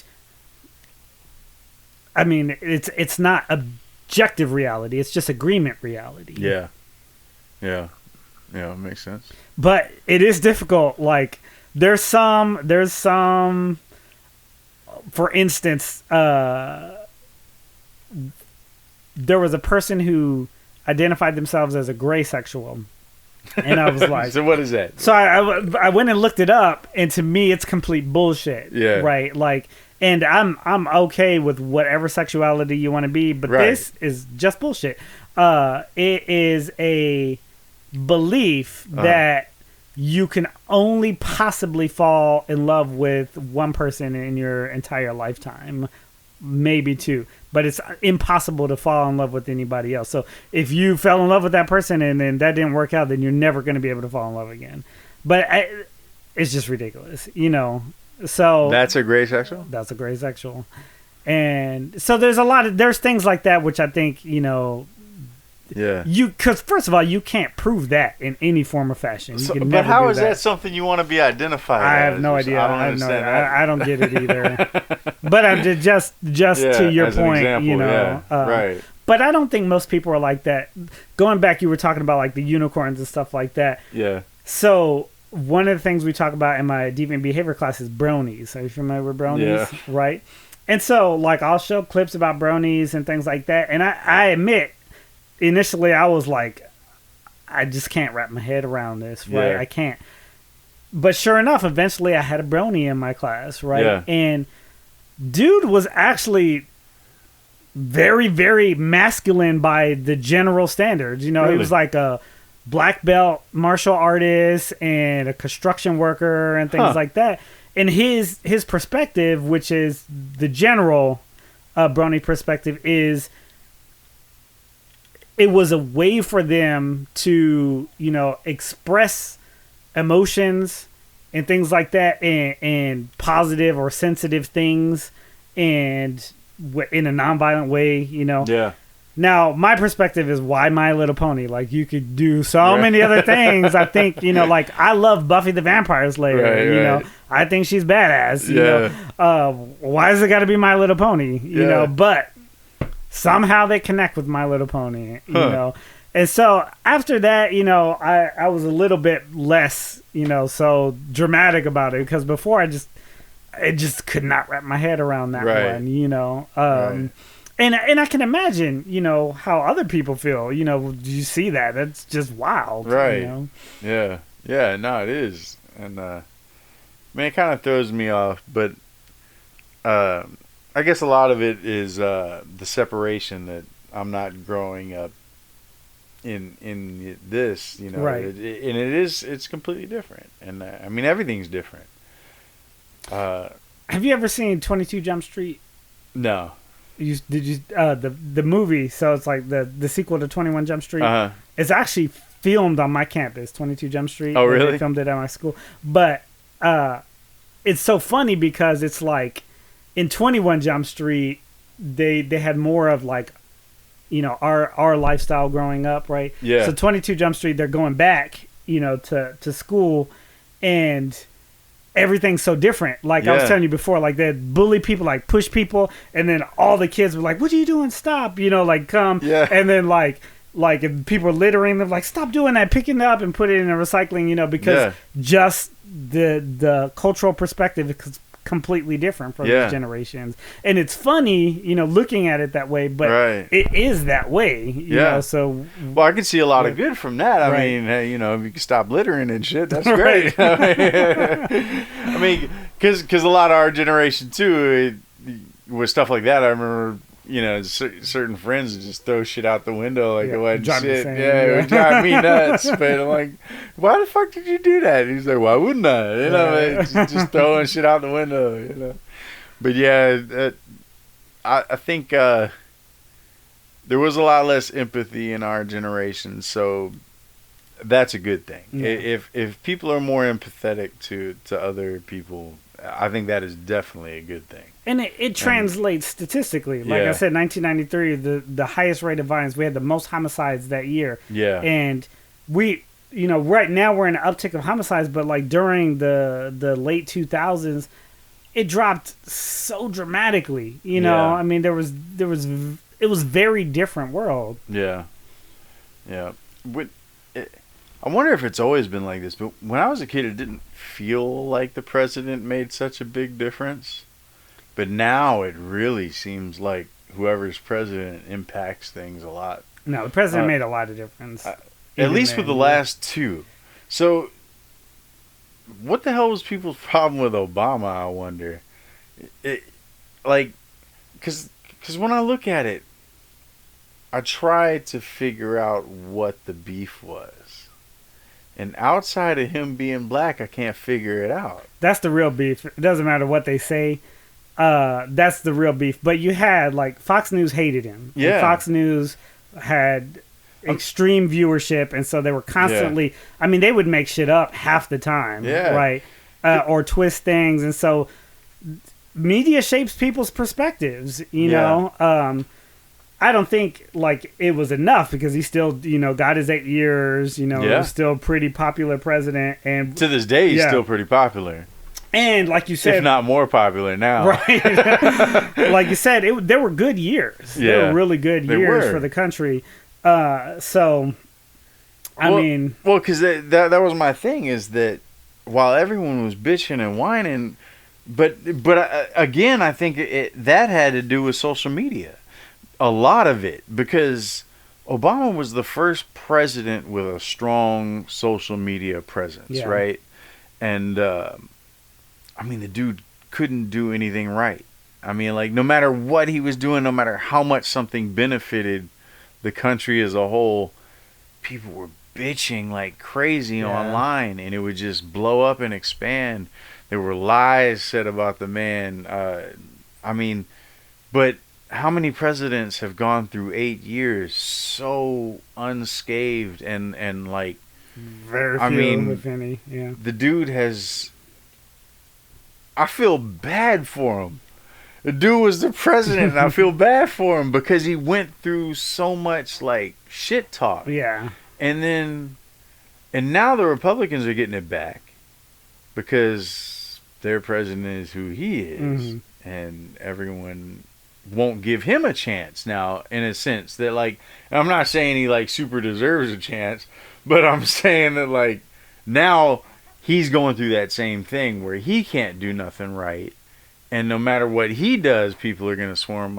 And I'm just afraid that we went through 8 years of not being able to get enough done because the constant clash, and now we're going to go through this phase with the same thing but the opposite way. And it's like, somehow or another, I mean, this has got to be in that sociology realm too, where like, how do Americans start to get along? Like, how do we defeat all of the clashing that's going on right? Do you think that we'll eventually, like maybe our kids are going to use social media in a much better fashion, maybe, or like they've adapted to it? They run that stuff, right? I mean, they're like born with it attached to their umbilical cord, right? So like, I think they're definitely gonna use it. I don't know that they'll use it so positively, but I am hopeful. Yeah. So one thing, because it's a powerful influence. It's very, very, very powerful, especially with all the fake news shit and stuff. Right. Well, so this one of the things I've been doing with my students is gauging their assessment of fake news, and it's pretty scary that most cannot tell the difference between what's real and what's fake. It's hard to tell. I've been tricked. I've been tricked a couple times. I just ran with it. It sounded true. I reposted it, and then come to find out a little bit later, it was complete bullshit. Yeah. I can't believe I got fooled. And now I find myself checking it a lot more. Right. But that's hard to do for every single thing, right? Right. To research everything and things like that. So a lot of people they have that, agreement bias, right? Because if it sounds like something they already think, then they're like, oh yeah, look, so, and they're very quick to post it and things like that, even though it was probably made up by somebody. So there's that issue, but I think when this younger generation, when they take up causes, I mean, they really take up causes, and they fight to the end, and one of the main differences is they actually believe they can do things. They believe they can change things, and they do it.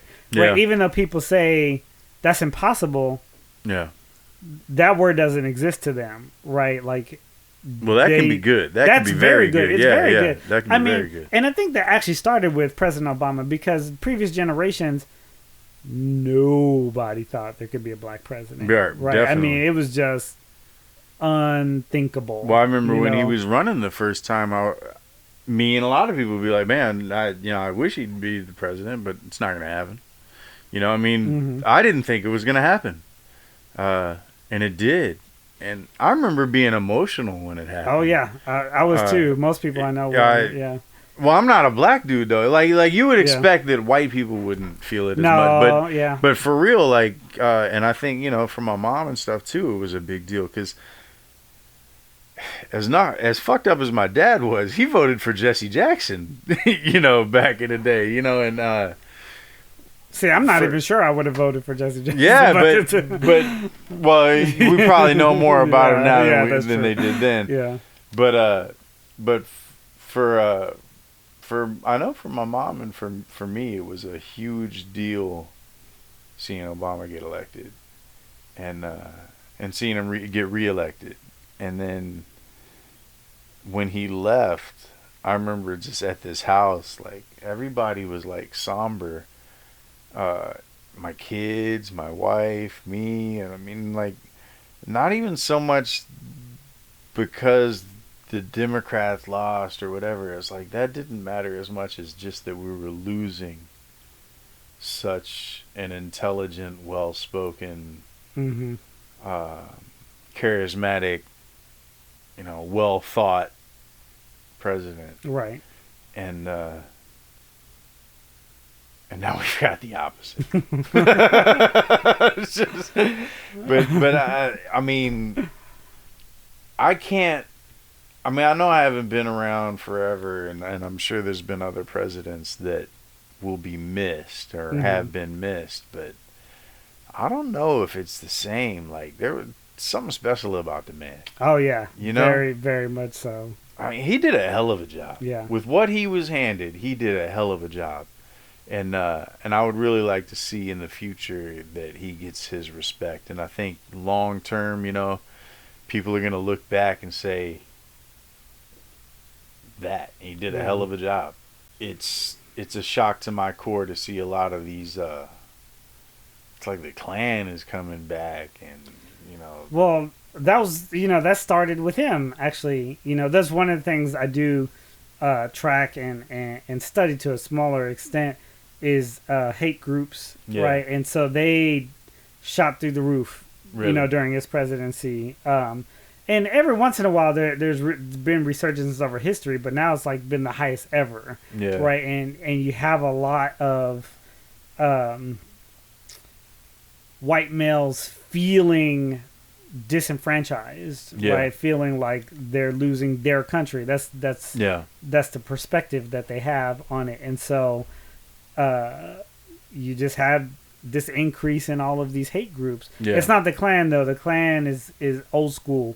Right, you have all these new groups popping up, and in particular, probably the most significant is the alt-right, which uses their online presence and online attacks and things like that, and they couch their racism in coded words, right? So like they use softer words or different words that people aren't used to try to lure people into this, because if you see like Klan stuff, everybody knows that's Klan stuff, and they're not gonna, like, I'm gonna stay away from that, Right. But when it's presented to you in a way you haven't seen before, that kind of lures people in. See, a lot of this crap, like, you know, they spray painting the N word on people's cars now, and you know, even LeBron's house. You know, I feel like that's a lot more like just one person kind of acting at a time, but being influenced by a lot of that alt-right movement. So that's actually so starting in the 1980s, you had the Metzger family, right? Tom Metzger and John Metzger, and there were these two white supremacists that actually had like cable TV shows and radio shows and things like that. Damn. And so they advocated that like all these white supremacist groups, particularly skinheads and things like that, that they operate under a lone wolf philosophy, right? So different than gangs, because gangs were collective or an organized crime. If you operate under a lone wolf philosophy, that means one person does one thing, and so if they get caught, it's only traced to them. Right. You know, it doesn't affect the rest of the group. Right. And so they encourage more of that behavior, right? Yeah. Doing things single-handedly. They also encouraged people to put themselves in power positions, like become police officers and things like that, for when the time comes that they're needed. Right. Huh.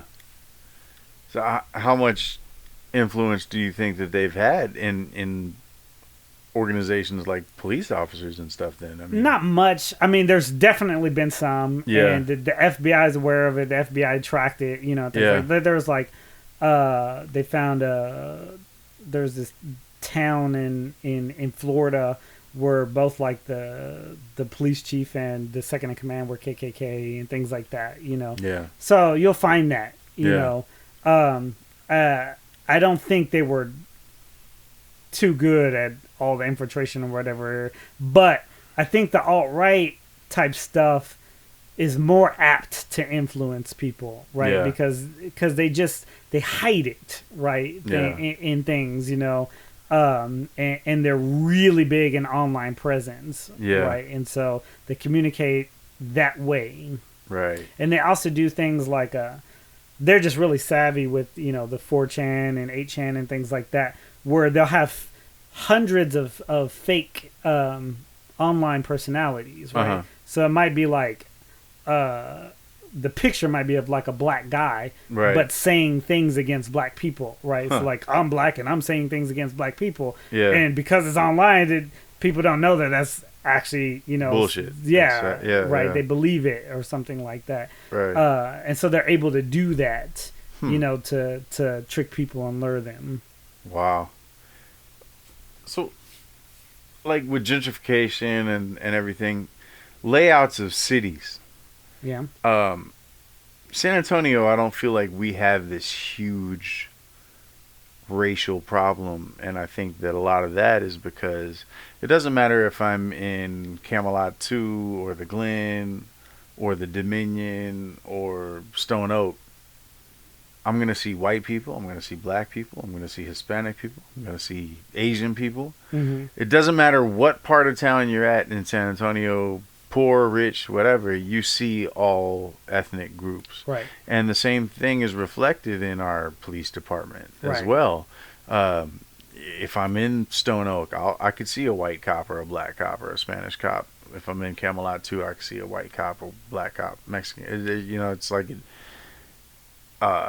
we're not really segregated in this city, right? And I think that that's why we don't have a huge racial problem.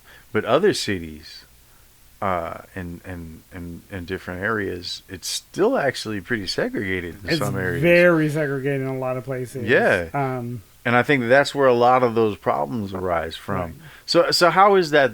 I mean, I don't know if you can really speak to it, but how is it that one city could be? I mean, is it by design, you think, or? No, I think it's by chance, right? Yeah. So San Antonio is that way. Well, of course, you know, it's Texas, close to Mexico. You're gonna have a large Hispanic population, right? Yeah. To begin with, right? I mean, it was Mexico at one point in time. Absolutely, right? Yeah.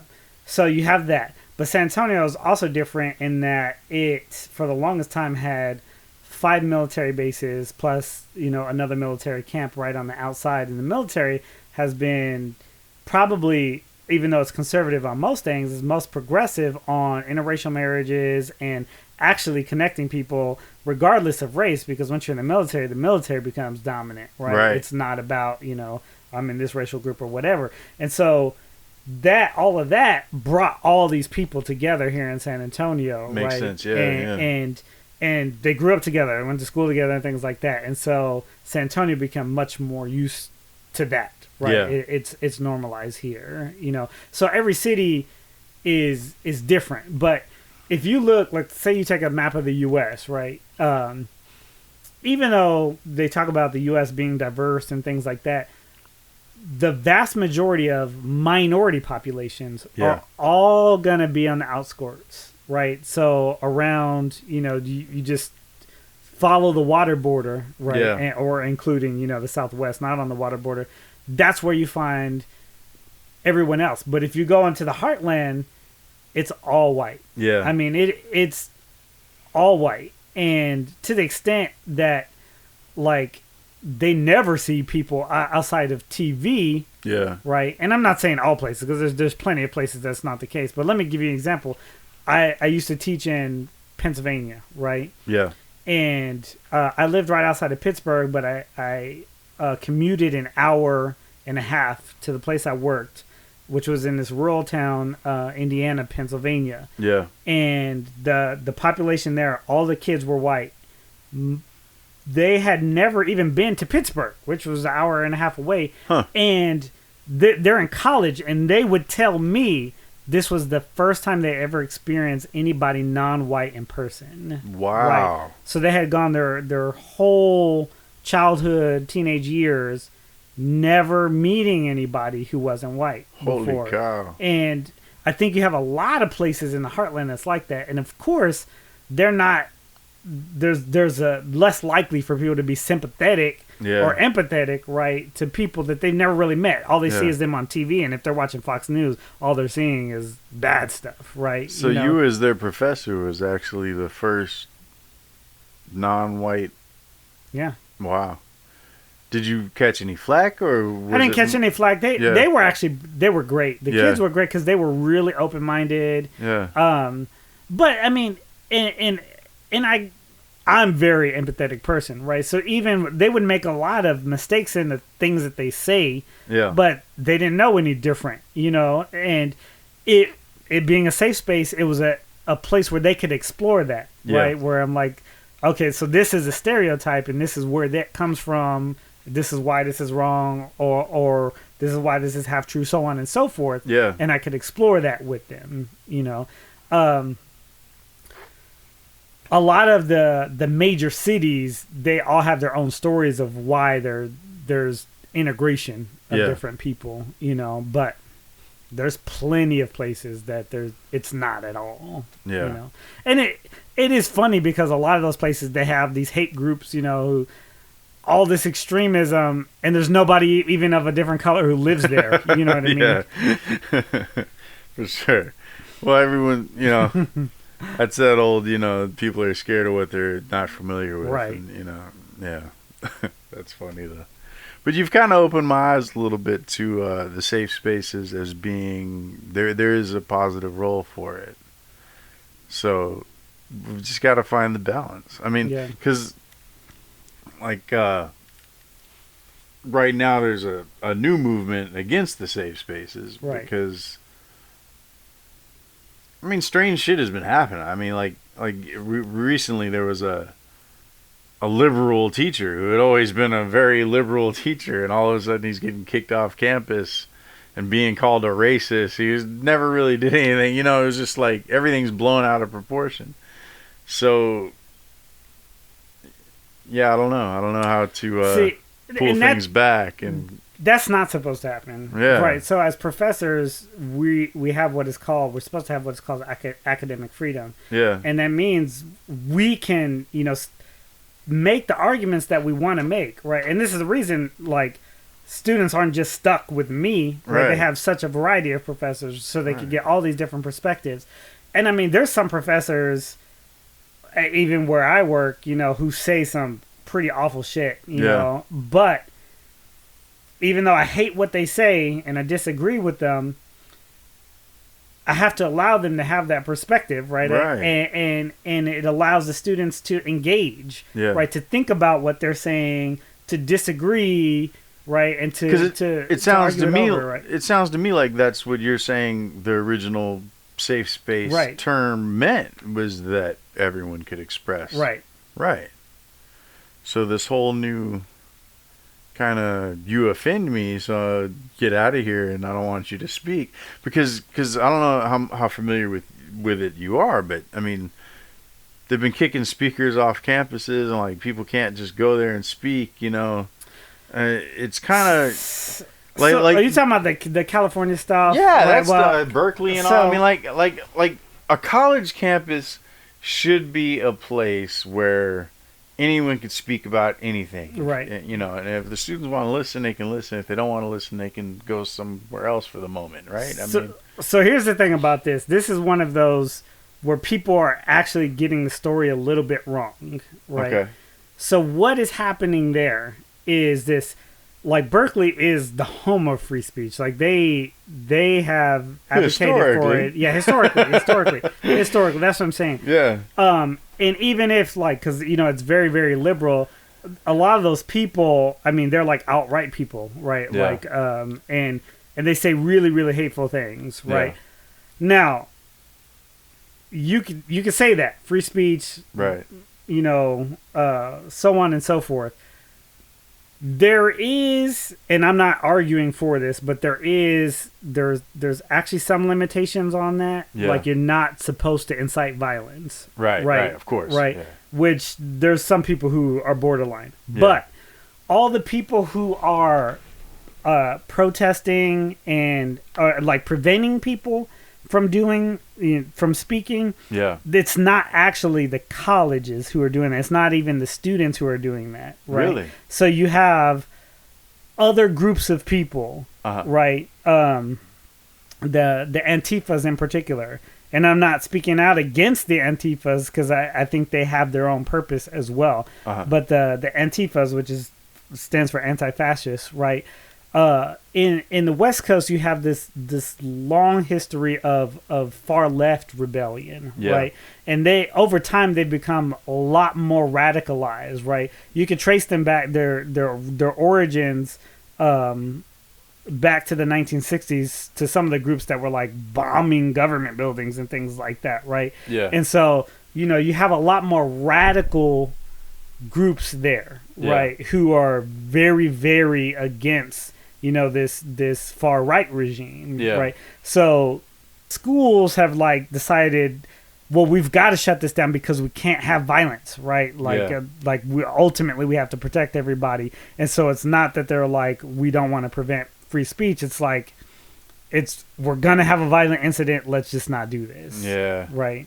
Well, so it's outside influence. Yeah, it's outside influence. So that's a shame. Yeah.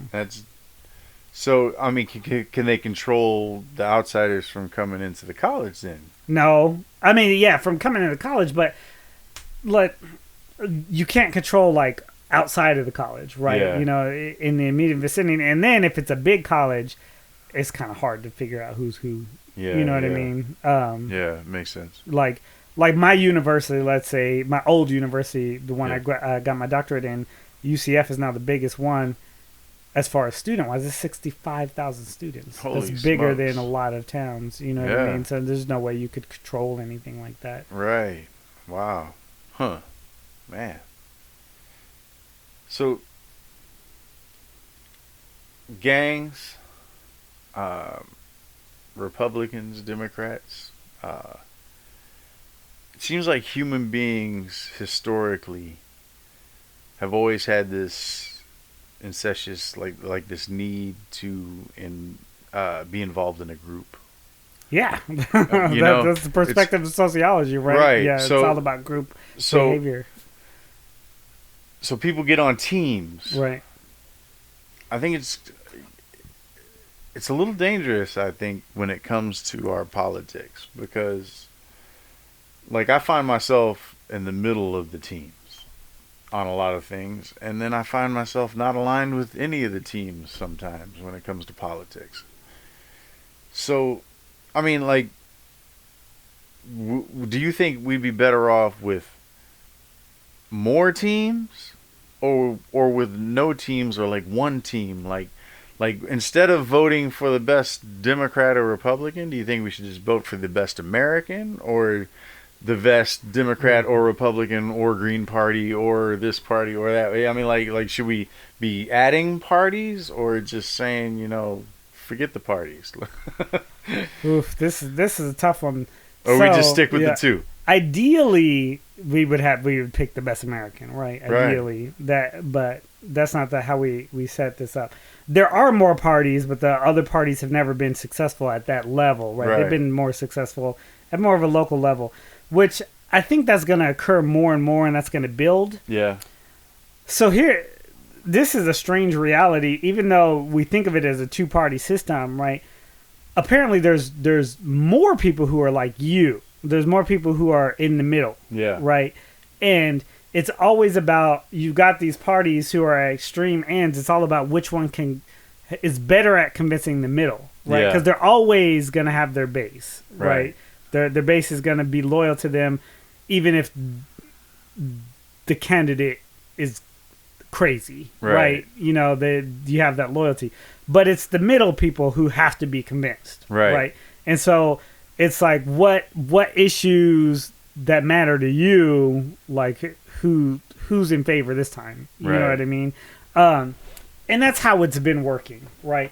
Now we've become more and more polarized, but we've also become more and more splintered. Like, for instance, on the Democratic side, I see my friends on Facebook, and the progressives are often arguing with the more traditional or closer to the middle Democrats, and there's extreme split to the extent that, I mean, the fight over Bernie Sanders and Hillary Clinton was pretty intense, right, on that side. So I think that's actually good, because multiple perspectives are important to have, right? The problem is people don't want to listen to other perspectives at all, right? But I think narrowing causes too much problems, right? Mm-hmm. Now, the whole party system, that's weird in itself, but it's just an organizational feature, right? You're not going to you have to get a group of people together and enough funding together to advertise and to get all these events and to get support from major power players and so on and so forth. And that's why these other parties never really get farther, because most of the money is going behind one or the other. Right. It's not gonna. They're not gonna. The Green Party or whatever. They're never gonna reach the dollars that they need to compete with the Democratic or the Republican parties. Bernie Sanders was burned by the Democratic National Committee. Otherwise, he probably would be president right now. From all that I heard, possible, or it would definitely have been very possible. I find that people get forced into being on a team, and it's like they have to agree up and down with that team, even though they at their heart they don't. Right. So it's almost like they got to pick the most important issue to them and just say, okay, well, I'm going to align with that team. And I don't know. I find that I feel like it hurts us. I don't think it'll ever be any different, though. It's hard for me to imagine something different. I'd be willing to entertain something different, but it's hard for me to see it a different way. Yeah. Because if you don't align with a team, then it's hard to get anything done. Right? I don't understand why that is, though. Like why you can't, say you had 4 people running for president. No parties, though. Mm-hmm. Just 4 people running for president. They each lay down their ideas and their agenda, and you voting for that person. How does that negatively affect versus having the Republican Party and the Democratic Party? Well, technically you're doing that, even though they have a party. Yeah. Right? because like, you align a little bit more liberal, but you still have conservative values, right? And so you're more in the middle. So you're still choosing who you think is the best, right, to vote for, right? The difference is they just have a party behind them. They have a team behind them, right? And team matters in getting things done, because even though we focus everything on the president, as you see, this president hasn't gotten a lot done because people are just not falling in line with him, right? You know, so you need to have people who are going to say, we're also going to, you know, go along with this, right? And that's why a lot of people vote whole party tickets, right? Because your agenda won't happen if it's all split up and people have different ideas, right? Which was, again, what Obama was facing as well, that couldn't get hardly anything done because he always had the opposition. But I mean, that's just, I guess, some of what I've seen is that between that presidency and now this one, we're getting, how many years are we going to have where we're not getting much done because there's just this constant, well, we're not going to go along with anything you do because you're you and you belong to that party. You know what I mean? But in this case, it's not the same. And, I mean, because the entire government is Republican run, he still can't get anything done. Yeah. Right? So even though it's his party, they're not falling in line. Yeah. That's a good point. Well, man, I mean, like, this discussion, we could probably go on forever. Yeah. Because there's just so much to talk about. Yeah. There's a ton of gang stuff we didn't even get to. Yeah. I mean, it really is. There's just so much stuff. And, you know, I'm glad that you came to town and we had this opportunity to do this. And I'm definitely going to have you back on the show again in the future. Yeah. You can call me anytime, too. I know you don't prefer it, but if any quick things. Yeah, no doubt. Well, you know, I mean, maybe as different things come up, if they align with sociology in any way, you know, I can get you as a reference person. I call every once in a while, you know, to deal with things. But I definitely appreciate you taking the time to talk with me, and you know, best of luck with everything, man. Thank you. I'm so proud of you, my man. Appreciate it. Because I mean, me and you were like brothers, you know, and we all grew, and I'm super happy to see some of our group being successful, and you know, we all turned out right, you know, against all odds, kind of thing, you know. So it's really cool, man. And let's see. Trying to figure out that. Well, thank you for having me here. This has been fun. Yeah. And you're right, we could just keep going forever. I mean, we could, you know what I mean? Just go on forever. But nah, man, I appreciate you coming in, and we'll get with you soon. I'll definitely be back. Yeah, no doubt. Shit, enjoy New Orleans, man. Oh, of course. Every day I do. The food, the drinks. This motherfucker right here, he's like, yeah, I love living in New Orleans. Oh, yeah? Oh, my God. He doesn't eat seafood. He doesn't eat seafood. He lives in New Orleans.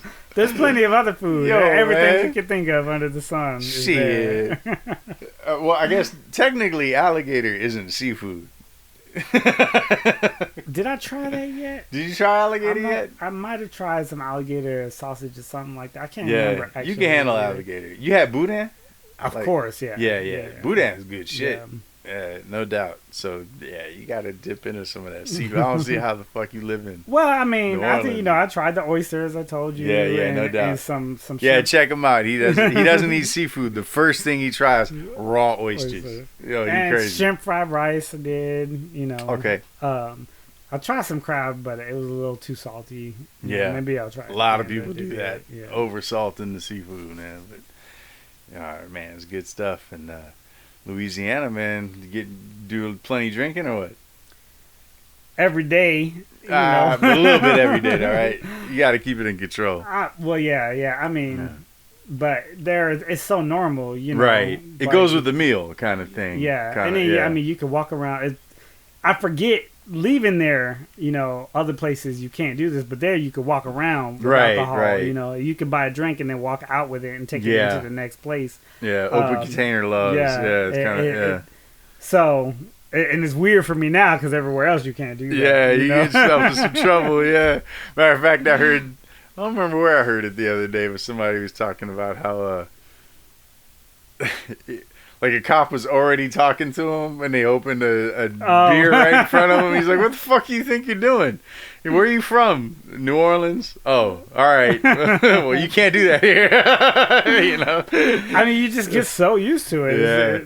Yeah. No doubt. Matter of fact, Louisiana was one of the very last states to change the drinking age to 21. It was 18.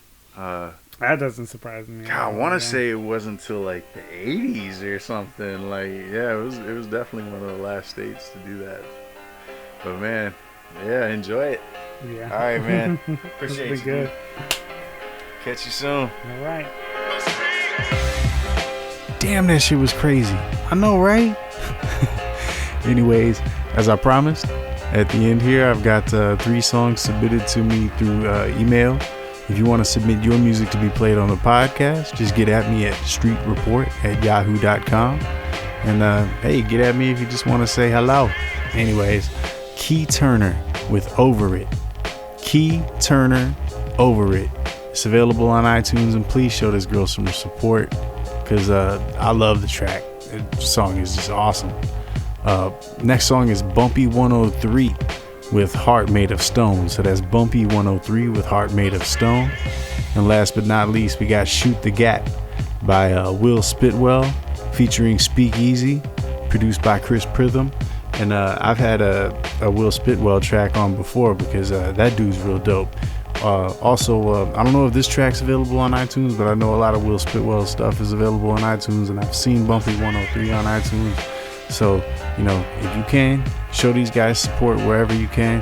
And definitely if you hear about them coming near you, and I should say guys and girls, because Key Turner, do not sleep on Key Turner. Anyways, all right, y'all have a good one. Thank you for tuning in. And don't forget to tell a friend. Thank you. Love you. Love you.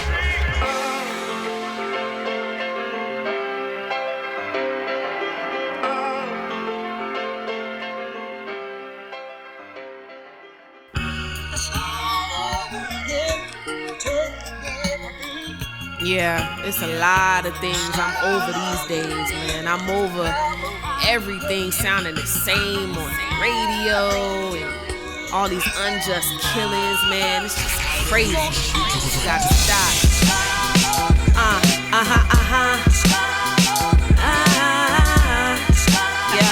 Yeah, it's Key Turner and Out of Reach.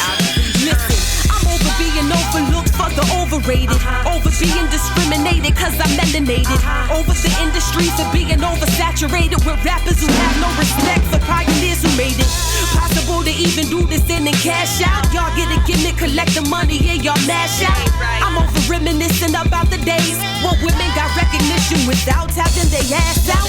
I'm over the over-sexualized visuals, the dark verse light skin, colorism is pitiful. I'm over the overly spiritual pastors robbing the sheep, got them giving up money for a miracle. Over being underpaid at a job with no room to grow, and not having enough dough to run my own show. I'm over shut doors, so I'ma take the keys like my name was Swizz and get it overseas and get cheese. And for that I would not conform and dumb it down just because it's your new norm. I'm sticking to my guns, blasting my sound and pitching to like a circus cause I'm over these clowns. You know who you're dealing with. Key Turner, queen with the dunamis. Nothing laid down my crown. Y'all better be afraid. You know who you're dealing with. Key Turner. Y'all better be afraid. Overly medicated, this generation's sedated. Zandy raps overplayed, y'all, let's terminate it. You think I overstated? Have I said it enough? Not even close when your fam's in comas over this stuff. You think I'm overly tough? I'm just getting my games. Imagine how much I press it when I'm feeling no strings. You think I'm steroid popping, how I'm pushing the train without it now being broken. Yes, king overcame the politics and not being treated the same. I'm over the bullshit, so I'm making my own lane. Where there is no limit, and I can bolt like thunder with a lot over my head, but trust it won't take me under. Beast what I've been through.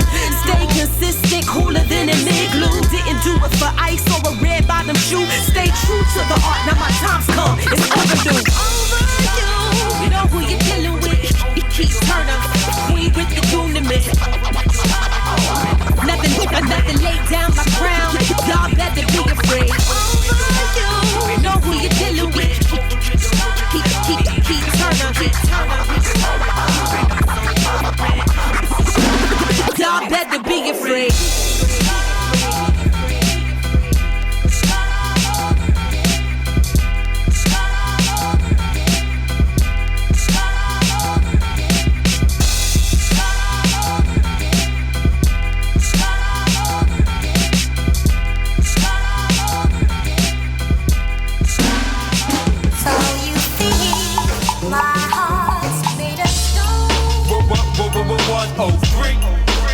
That's what she told me.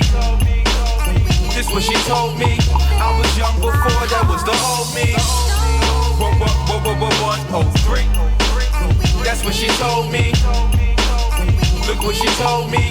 I was young before, that was the old me. That's what she told me. Hold me, don't go away and leave me lonely. But I did it, I admit it, I was wrong. Hit it all night, in the morning I was gone. Feeling strong, but had to move along to the studio. You know, another track, another song. Got me back, word is born, baby. I don't mean no harm in this cold, cold world. I'm just trying to keep you warm. But her heart's torn, woman scorn. Felt like she got shitted on, different views, so we don't get along. I don't tolerate the pettiness, I'm all about my pettiness. If you don't get it now, and you never did, probably never will, we can never build. I be chillin', you be trippin', that's just how I feel. I ain't with it, so I'm dipping, jumping in my wheels. Never turning back, you can forget it for real. 103. That's what she told me. This what she told me. I was young before, that was the old me. 103. That's what she told me. Look what she told me. I was young before, that was the old me. Now her heart's cold, and she keep her guards up. Next nigga to push up on her, she go give him hard love. Make her work for it. Little do they know it ain't worth it. She ain't changed, she the same person. Bitches ain't working, call on my phone cursing. Immature, insecure, two things for certain. One thing for sure, I was out the door. Couldn't take no more, what she mistake me for. And just to think it was my fault, but because I ain't had the time for it. She was blind to the facts, you know I saw it. Ignorant to the bullshit, nah I wasn't for it. So I'm moving forward, time to upgrade. No more sky gray, cloudy days. Throwing shade, rain on my parade. Nah, not today. Still in the back of my mind, I hear her say 103. That's what she told me. This what she told me. I was young before, that was the old me. 103. That's what she told me. Look what she told me. I was young before, that was the old me.